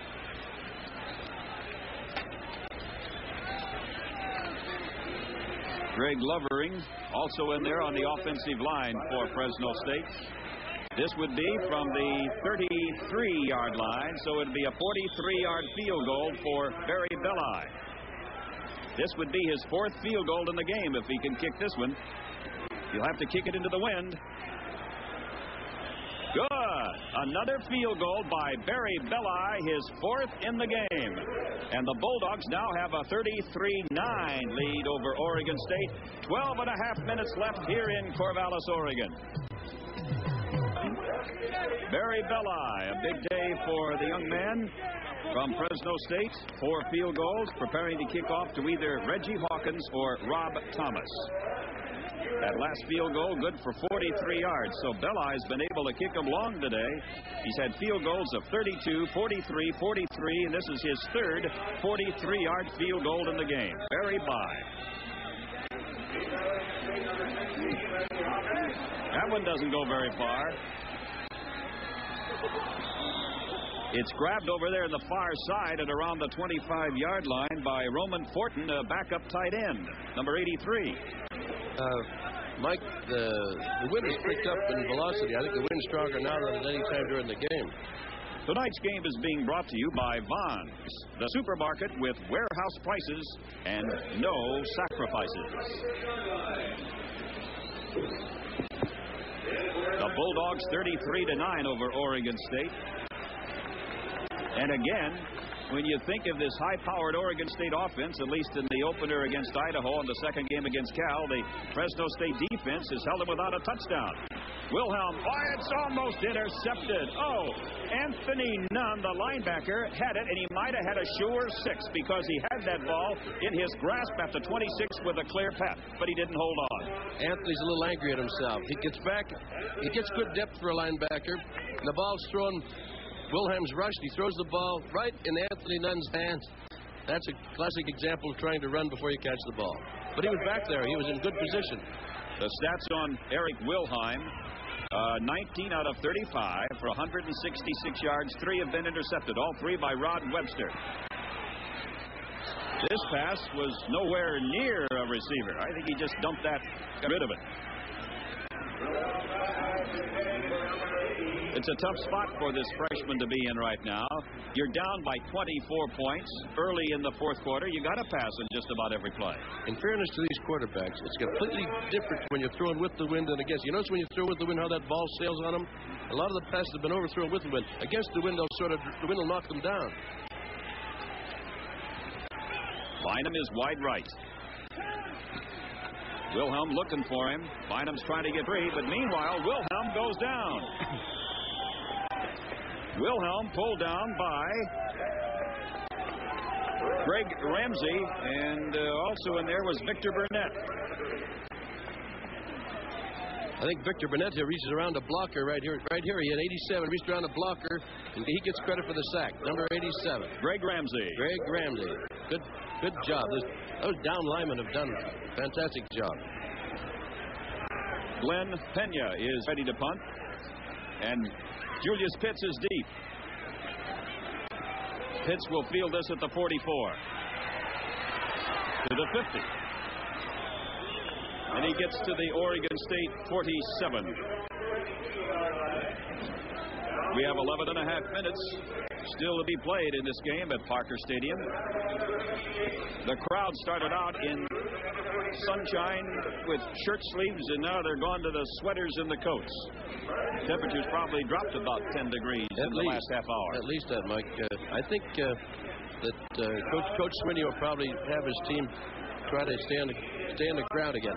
Well, let's check in with Mike Brandt at the sidelines from TV 26 and see what he has to say. I'll tell you what the cold has to do with it here. It is a little warmer up in the box, I'm sure, but it's causing some of the players to cramp up a little bit. We saw earlier sitting on the bench Julius Pitts, and linebacker David Grayson was a little hurt for a little while, cramped, but he's okay.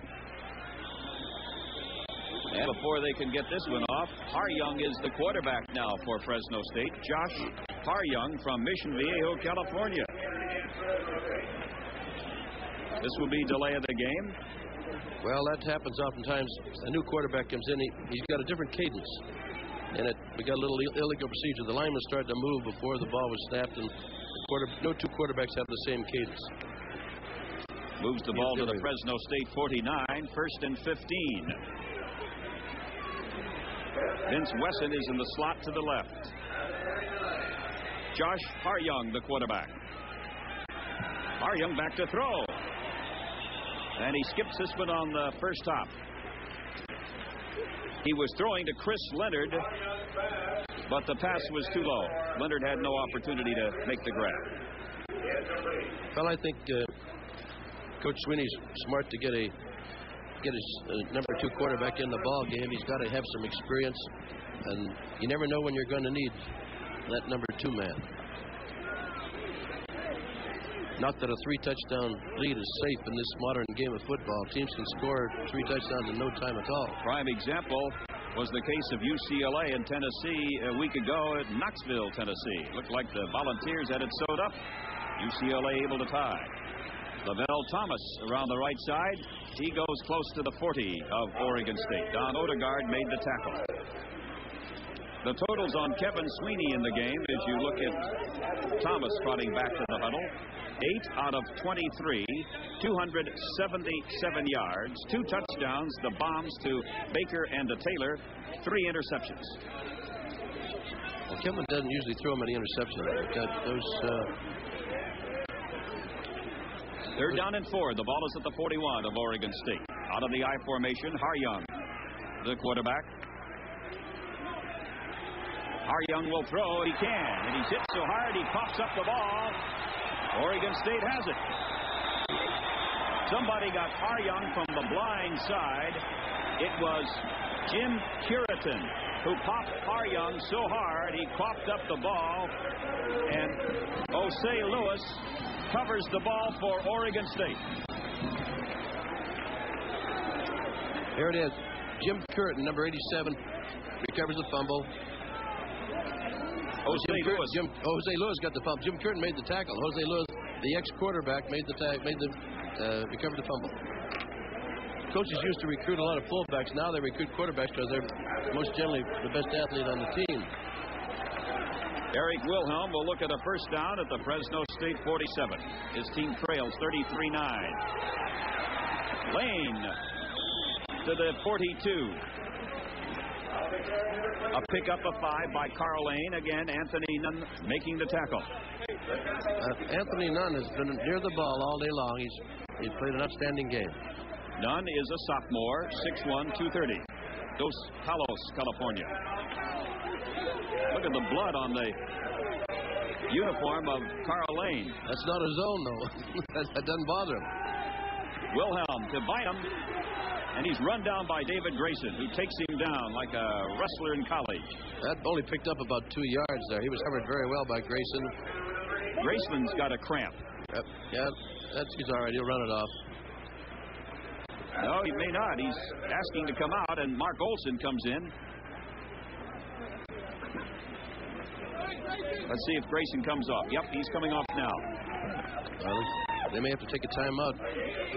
I guess not.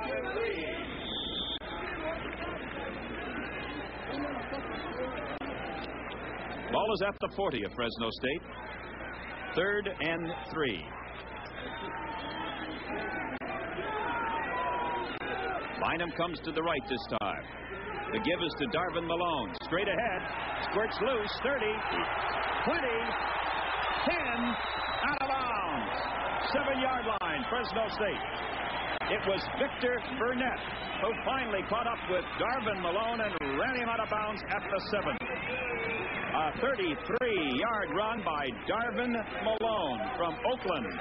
This is the first time this has happened all day long to see it back. Malone breaks right up the middle, and Stewart was blocked. He forced out of bounds by down lineman. Burnett pursued and played the play up right to the hilt.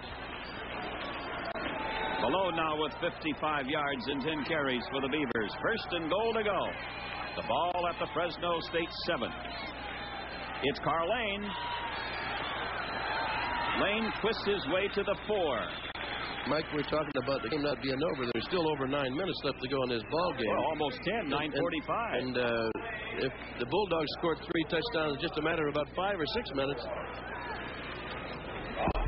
But Eric Wilhelm doesn't have the strong arm of a Kevin Sweeney. That's been apparent so far in this game. Wilhelm has been effective at times, but he can't wind up and throw the bomb. Or at least he hasn't shown that. We haven't seen it today. But if he's thrown 6 touchdown passes in 2 games to bind him. 4 of those came against Idaho in the opener.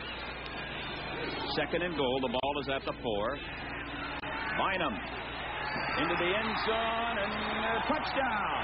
Phil Ross, a second-string tight end for Oregon State. Ross, a freshman from Seattle.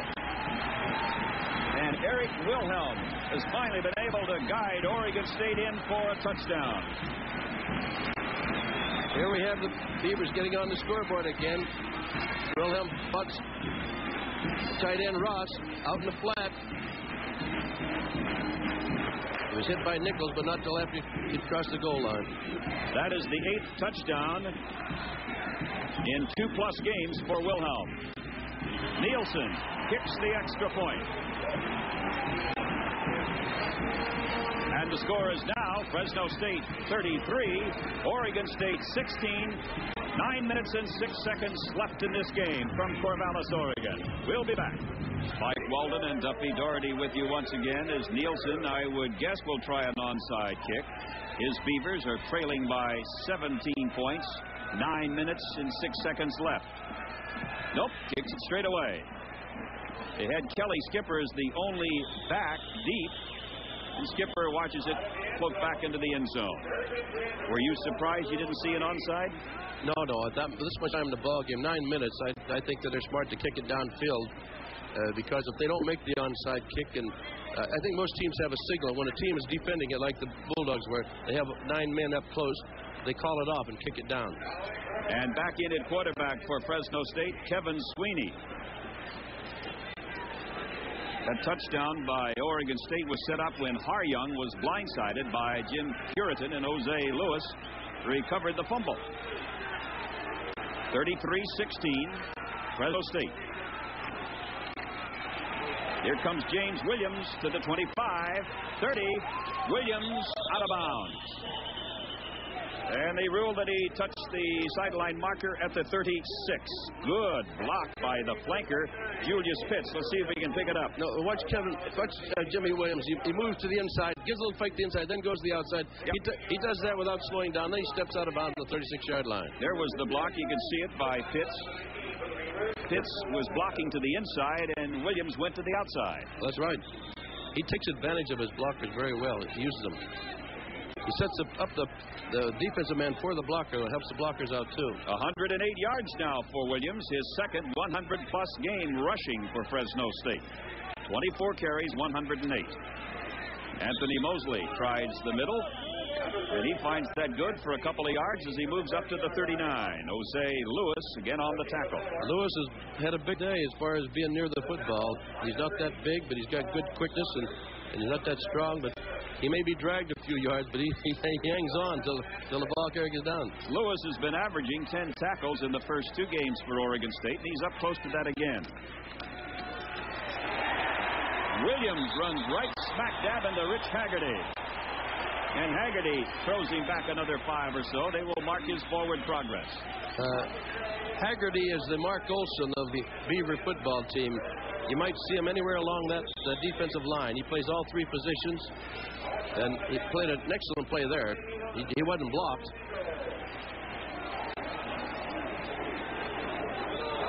We have some second quarter scores to pass along. Utah 10, Washington State 7, Baylor 10, USC 7. That's in the second quarter.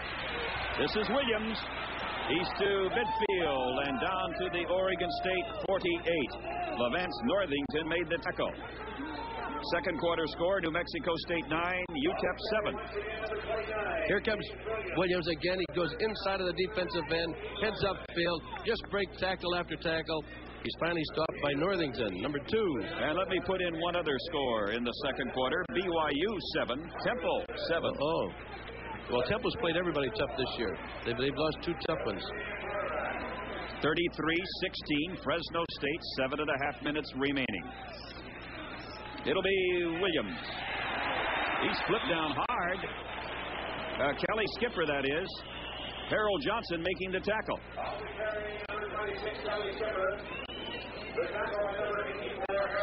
With the flag down on the play, I think that we may have a holding penalty against the Bulldogs.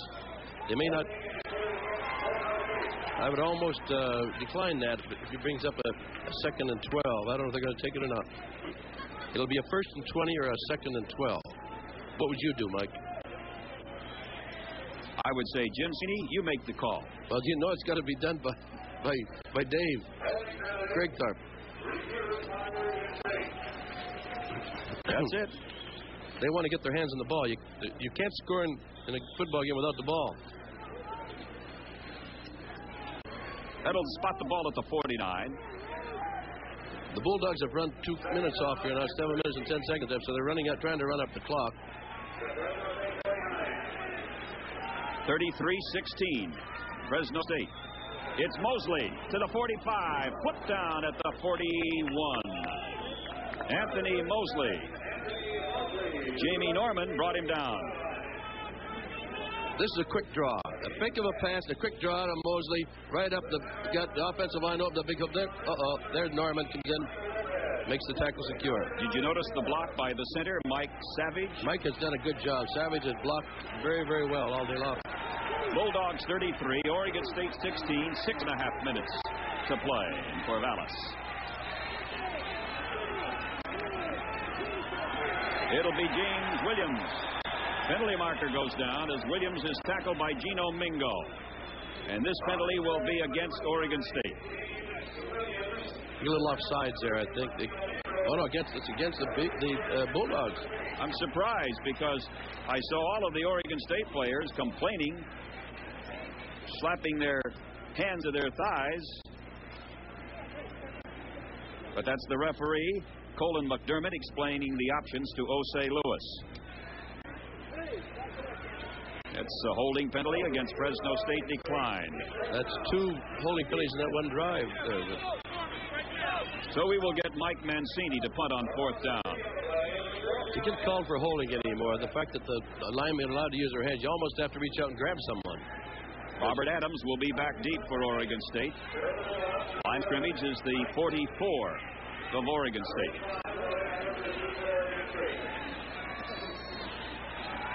Good snap from Chris Dugan. A lot of hang time by that punt from Mike Mancini. Adams gathers it in at the 17. Oregon State now will have a first down from their 17. 5:53 left. And the Bulldogs with a 17-point lead over Oregon State from the Pac-10. From Henry Ellard of the Los Angeles Rams. And it read, "Coach, tell the Dogs we owe Oregon State one." Ellard remembering that game up here in 1981, 31-28, Oregon State. And now the Bulldogs lead 33-16 with 5:53 to play. Wilhelm sets up. And he throws to Darvin Malone. Malone to the 27. Tackle made by George Peterson. That's not quite a first down. A little 9-yard gain. The clock is still running. There's a pass. Wilhelm hits Malone, number 3 out here. Peterson comes in to make the tackle. Stewart looked like he had the tackle first. Yeah, but then he got away from Stewart, and then Peterson finally made the play. They're measuring for the first down, and it's going to be that much shy. Number 19 in your screen, in case you're just joining us on the telecast, Rod Webster. And the sophomore from Fresno has had 3 intercepted passes here today. Now, wasn't a first down, yet they stopped the clock to measure it, which the clock should have. It was obvious it was not a first down. You can see it from up here. They made 9 yards. And yet the officials stopped the clock now. Now they'll start it. Once they get back there, they're supposed to start the clock up again after the. Here it is again. Little pass out to Malone. Stewart comes up and just gets a hand on him. He gets out of Stewart's grip. There came Peterson from the side and made the tackle. Eric Orey is wide to the left side. Bynum to the right.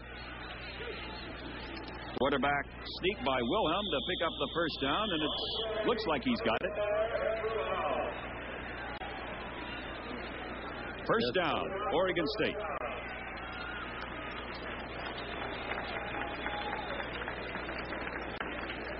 Here's a quarterback sneak. It's probably, when you have less than a yard to go, it's probably the safest and the surest play in football. The quarterback can tap the center and let him know whether he's going to go to the right or go to the left. Take advantage of his block. Bynum to the right with a first down for the Beavers from their 27.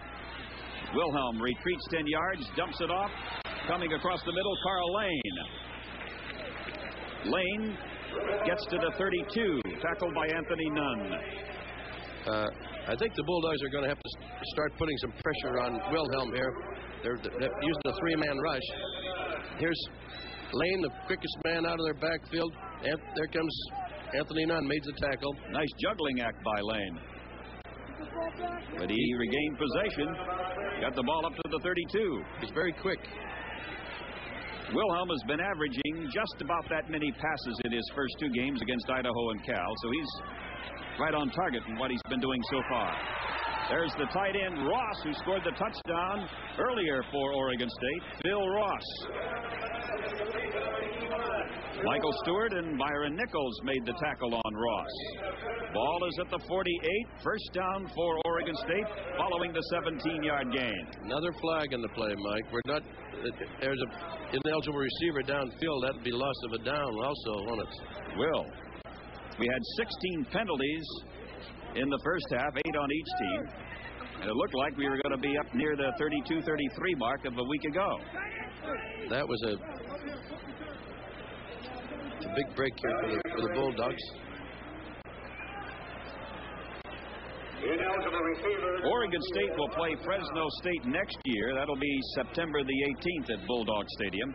Oregon State will open the 1986 season against UCLA August the 30th in Great Britain. In Great Britain? That's right. Well, blimey. They'll have a jolly good time over there. Bynum wide to the right side. Wilhelm escapes, still has time. Now he's going to run it. Wilhelm is pulled down by Greg Ramsey.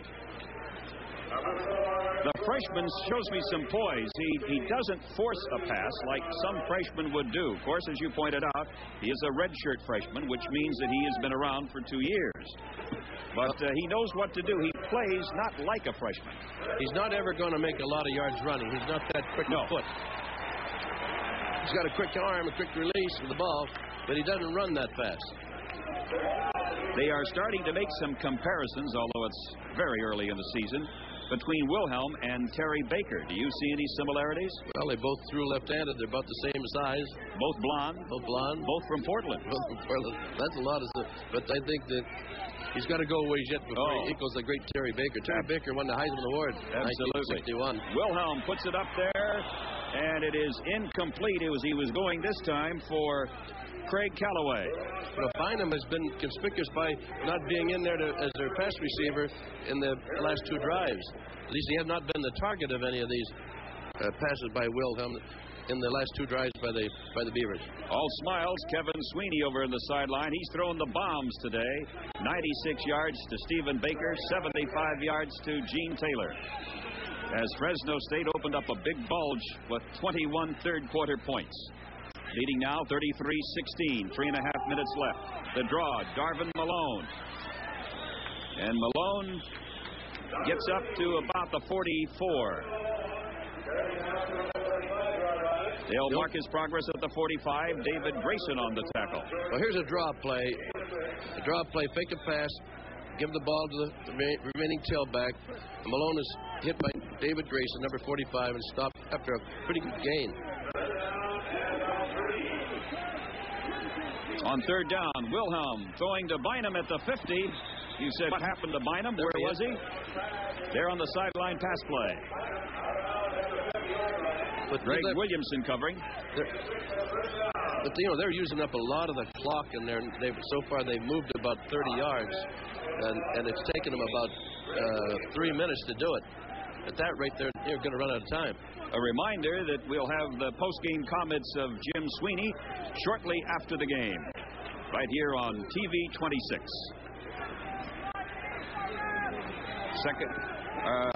It's first down at the 50. Carl Lane grabs that one.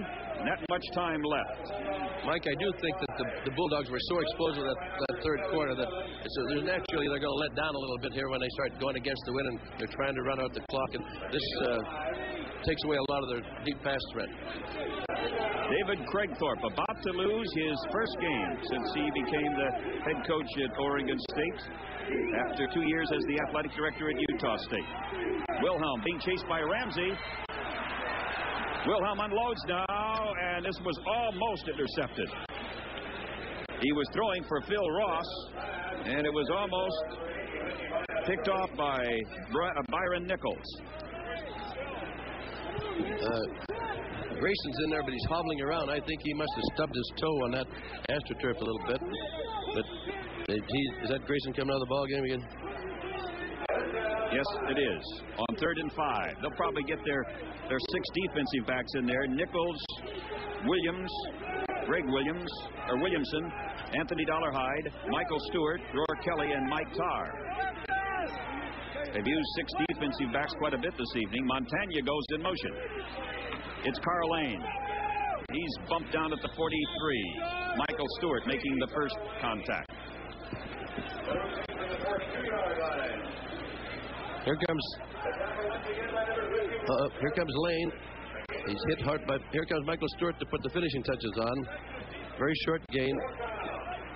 Brings up 4th down. They're naturally going to go for it when you're behind by better than 2 touchdowns. You go for it with 1 minute and 45 seconds to go. Wilhelm is hit on 25 of 43, 197 yards, 1 touchdown, 3 have been intercepted. Wilhelm's got a lot of time this time, and he hits Ross again across the middle. Penalty marker is dropped. Ross goes down to the 23. Phil Ross, tackled by Peterson and Anthony Collier. We might have too many men on the field for the Bulldogs, but we'll check out this penalty. Yep, that's it. Illegal participation. That's 12 men in the field. That's the 2nd time that's happened to the Bulldogs. That's the 4th time it's happened today. 4th time? 4th time they've had, twice they had 10 men, and twice that's a 15-yard dead ball penalty, which puts them all the way down to the 10-yard line. And they did it once before, 12 men on a punt return, and had to give up the ball back to give the ball back to Beavers, which led to a Beaver field goal. And yet the Bulldogs are winning handily right now, cruising along at 33-16. But you won't win the close ones doing that. Yes, sir. I got the message, Coach. You got the message. 1:19 to go. Ball is at the 11 of Fresno State. Wilhelm in the corner. Great grab by Reggie Bynum. Reggie Bynum right there demonstrated why he was all Pac-10 a year ago. An 11-yard touchdown pass from Eric Wilhelm. A great catch by Reggie Bynum. He is an outstanding receiver. He certainly didn't hurt his stats today. Watch this. He gets open, just open, makes a diving catch right in front of Byron Nichols. Nichols was defending him well. Oh yes, he was covered. There's no defense. Watch this. No defense. That catch like that, you can't defend against that. Bynum has caught 11 tonight for 153 yards, and that's his first touchdown. It's his 7th touchdown of the young season. And a timeout has been called with 1 minute and 6 seconds left. They got to go for the 2 points, because if they are successful, that puts them down by 9. So I couldn't understand why the Beavers didn't go for 2 points the last time. See, what Stanford, you were talking about UCLA earlier. UCLA, they were down 16 points. They scored twice and made two-point conversions. Had the Beavers made 2 points in the last one, 2 points in this one, then they were within 8 points of the Bulldogs. But let's get back to the special team. You have a special team coach, and his responsibility is to see that on every kicking situation you have just 11 men on the field, not 12 or not 10. In Los Angeles, it's Baylor 10, Southern California 7. 106 left. 33-22. Fresno State. Utah 10, Washington State 7. And they're going for the 2-point conversion. In the third quarter, Texas 21, Missouri 13. It's got to be a pass from Wilhelm. Doesn't have to be, but chances are 80% that it will be. Well, their running game hasn't been that strong. They're going to throw the ball, but they're going to take it. They're doing it from a compact formation here. Adams is split wide to the left side. Bynum now moving in motion. Wilhelm's looking for Bynum. Oh, is he decked? Michael Stewart, just as Wilhelm had the left arm cocked back to throw. Ooh, what a vicious hit by Michael Stewart. I'm sure Wilhelm felt that and will up until Wednesday. Let's watch the blitz here. Number 5, Michael Stewart comes through. He came off the corner. Bang. Boom. Oh, that hurt. I can feel that up here. So the score remains Fresno State 33, Oregon State 22 with 66 seconds left. Don't forget, it'll be Fresno State and Cal Poly San Luis Obispo at 7 o'clock at Bulldog Stadium next Saturday night. Now you'll see the onside kick. I think without any question, you'll see the onside kick. Dave Krigthorpe, after victories over Idaho and California, felt that he could be 4-0 going into an October 5th meeting against USC. But, of course, that would have meant a victory over Fresno State. And the Beavers play Grambling in Shreveport, Louisiana next Saturday. Well, however, that'll be a tough game for them because Grambling has a lot of speed. However, that's not going to come to pass. We had a 15-yard penalty on the. There's a dead ball foul, evidently. A holding penalty against Fresno State. So that's 10 yards. Now Nielsen will kick off from the 50. Kelly Skipper is the lone back for Fresno State. Standing back at his own 2. Because everybody anticipates it's going to be an onside kick, and it should be. 33-22, 66 seconds left. Remember, the Bulldogs have 3 straight home games coming up. San Luis Obispo, and then next Saturday, then Hawaii, and then San Jose State. There's the onside kick, and it's covered very well by Mike Moffitt, number 82. That's the hands team when they anticipate the onside to get the guys with the best hands in there to cover. And then Moffitt did his job. That's a good idea. And the best thing to do is just fall on the ball. Don't try to pick it up. Kevin Sweeney at quarterback. Scambry is the new tight end. That shows you how the scoring has gone in this game. Can you believe it was only 9-6 Fresno State at halftime? Now look, 33-22. So we've had fireworks here in the second half in Corvallis. Sweeney will go down on his left knee. And the clock is still running. The Beavers have a couple of timeouts left, and they'll take one right here. So Jim Sweeney is about to be 5-1 against Pac-10 opposition. This will be his first victory over Oregon State, but he has 2 against Oregon and 2 against Arizona, including the opener of the season down in Tucson against the Wildcats from the University of Arizona last season. I think they'll let the Bulldogs represent the Pac-10 in the Rose Bowl then. What do you think then? I think they'd be happy to play that great California Bowl that's played in Fresno where their fans can see them play. And that I'm sure they're not thinking about that right now because they got a long season ahead of them. But this Bulldog team has potential. Well, I bet you they are thinking about that. Sure. Well, you got to be motivated by something. You know, we used to try to every year say we're going to go to the Rose Bowl. We only made it a few times, but we always had that in mind. Win the national championship, go to the Big Ten championship, and go to the Rose Bowl, and it's great to have high goals and high ambitions.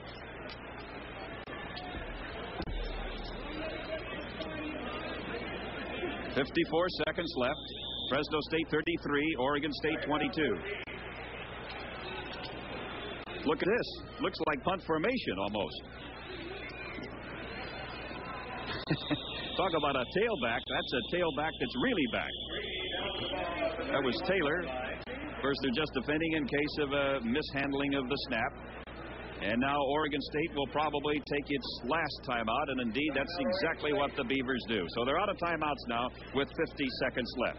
In case you're wondering about the stats of a couple of Fresno State players, Williams, 28 carries for 114 yards, a touchdown. Kevin Sweeney, 8 out of 23, 277 yards, 2 touchdowns, and 2 interceptions.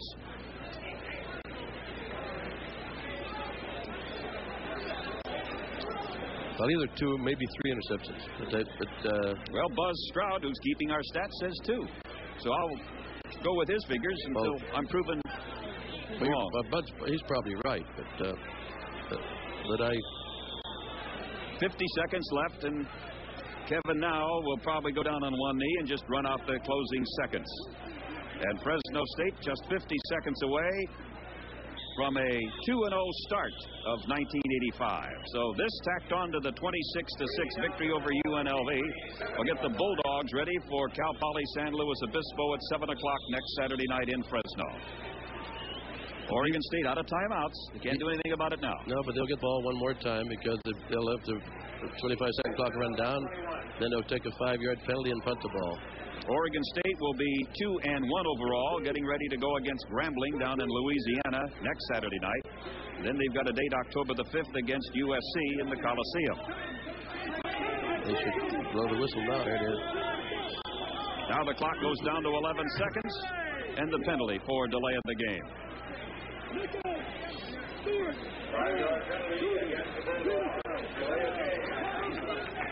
An explosive third quarter did it for Fresno State.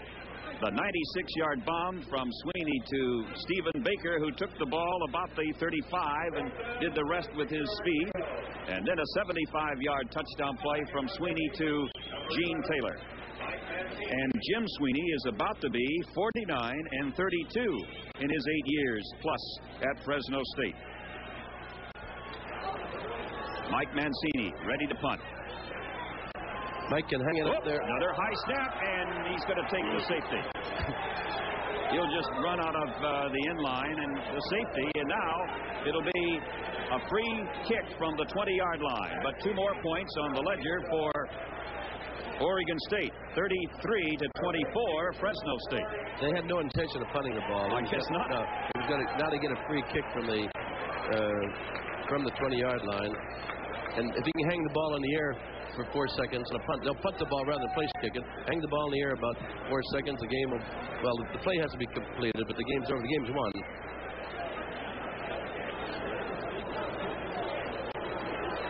Well, Jim Sweeney said after the UNLV game, we are not a one-dimensional team, and he proved it in that game, proving it again here tonight against Pac-10 opponent Oregon State. Well, I think the offense was even more varied today than it was last week because they had more backs effective than running backs. Showed a few more things like reverses. Showed that Lavelle Thomas can run. It showed that Kelly Skipper had more opportunity, and along with Mosley. Mosley came in and did a good job of running. So when you have 4 running backs, then you can stand the attrition of some injuries, throughout the season. You're going to get fellas are going to get sprains and going to get bruised, and they won't be as nearly as effective. And they've got that insurance against those things that they didn't have last year. You know, this game has lasted all better than 3.5 hours. I certainly do. Games seem to get longer and longer all the time. You and I have been standing the whole game. That's right. But that's all right for a young fellow like you. But with a lot of penalties and a lot of passes, you're going to have a long game. Free kick will go out of bounds at about the 16. Reggie Hawkins just watching it skip out of bounds. Nobody touched the ball, so there will be a 5-yard penalty assessed. We still have 4 seconds left. Jim Sweeney getting the handshakes. Greg Peterson. There's Greg Ramsey along the sidelines. I think Oscar Cross, number 6. That's the first time Sweeney's been relaxed during the whole game. Look at him. I think he feels that the game is secure. Well, I think he has every reason to feel that way with 4 seconds left and a 9-point lead. We've talked about the explosiveness of the offense in the third quarter, but until the game was really in hand for Fresno State, the defense, again, excelled. Oh, the defense for the first 3 quarters was, well, there's a tendency when you get a 3-touchdown lead to let up. The defense did to somewhat, but they were just tremendous for the first 3 quarters. Squib type kick, and it's fielded over here by Paul Saunders or Phil Ross. So another second has ticked off the clock. Well, we'll give him a time for 1 play. All right, 1 play. Now we'll find out if Wilhelm can throw long. Let Bynum run a draw play. He can do everything else. Let's see if he can. Well, he's run flankers so far this season. He's lined up in the backfield, split in the slot, all over. Jim Sweeney's got to be very, very pleased indeed coming in here. There's Jack Lingle, the athletic director at Fresno State, along the sidelines. This is a big win for Fresno State and for Sweeney and his staff and his players. They've done a great job, and I think it augurs well for the rest of the season. I'm sure that the Fresno State fans back in the Fresno area are really happy about this victory, and they're going to back this team to the hilt the entire season. They'll pack that stadium every game. They had an overflow crowd of just under 34,000 last week. Wilhelm, that's the longest pass he's thrown tonight, and it is intercepted. Who grabbed it off over there? Myron Nichols gets his first interception for Fresno State, and it's all over. The Bulldogs beat Oregon State 33-24.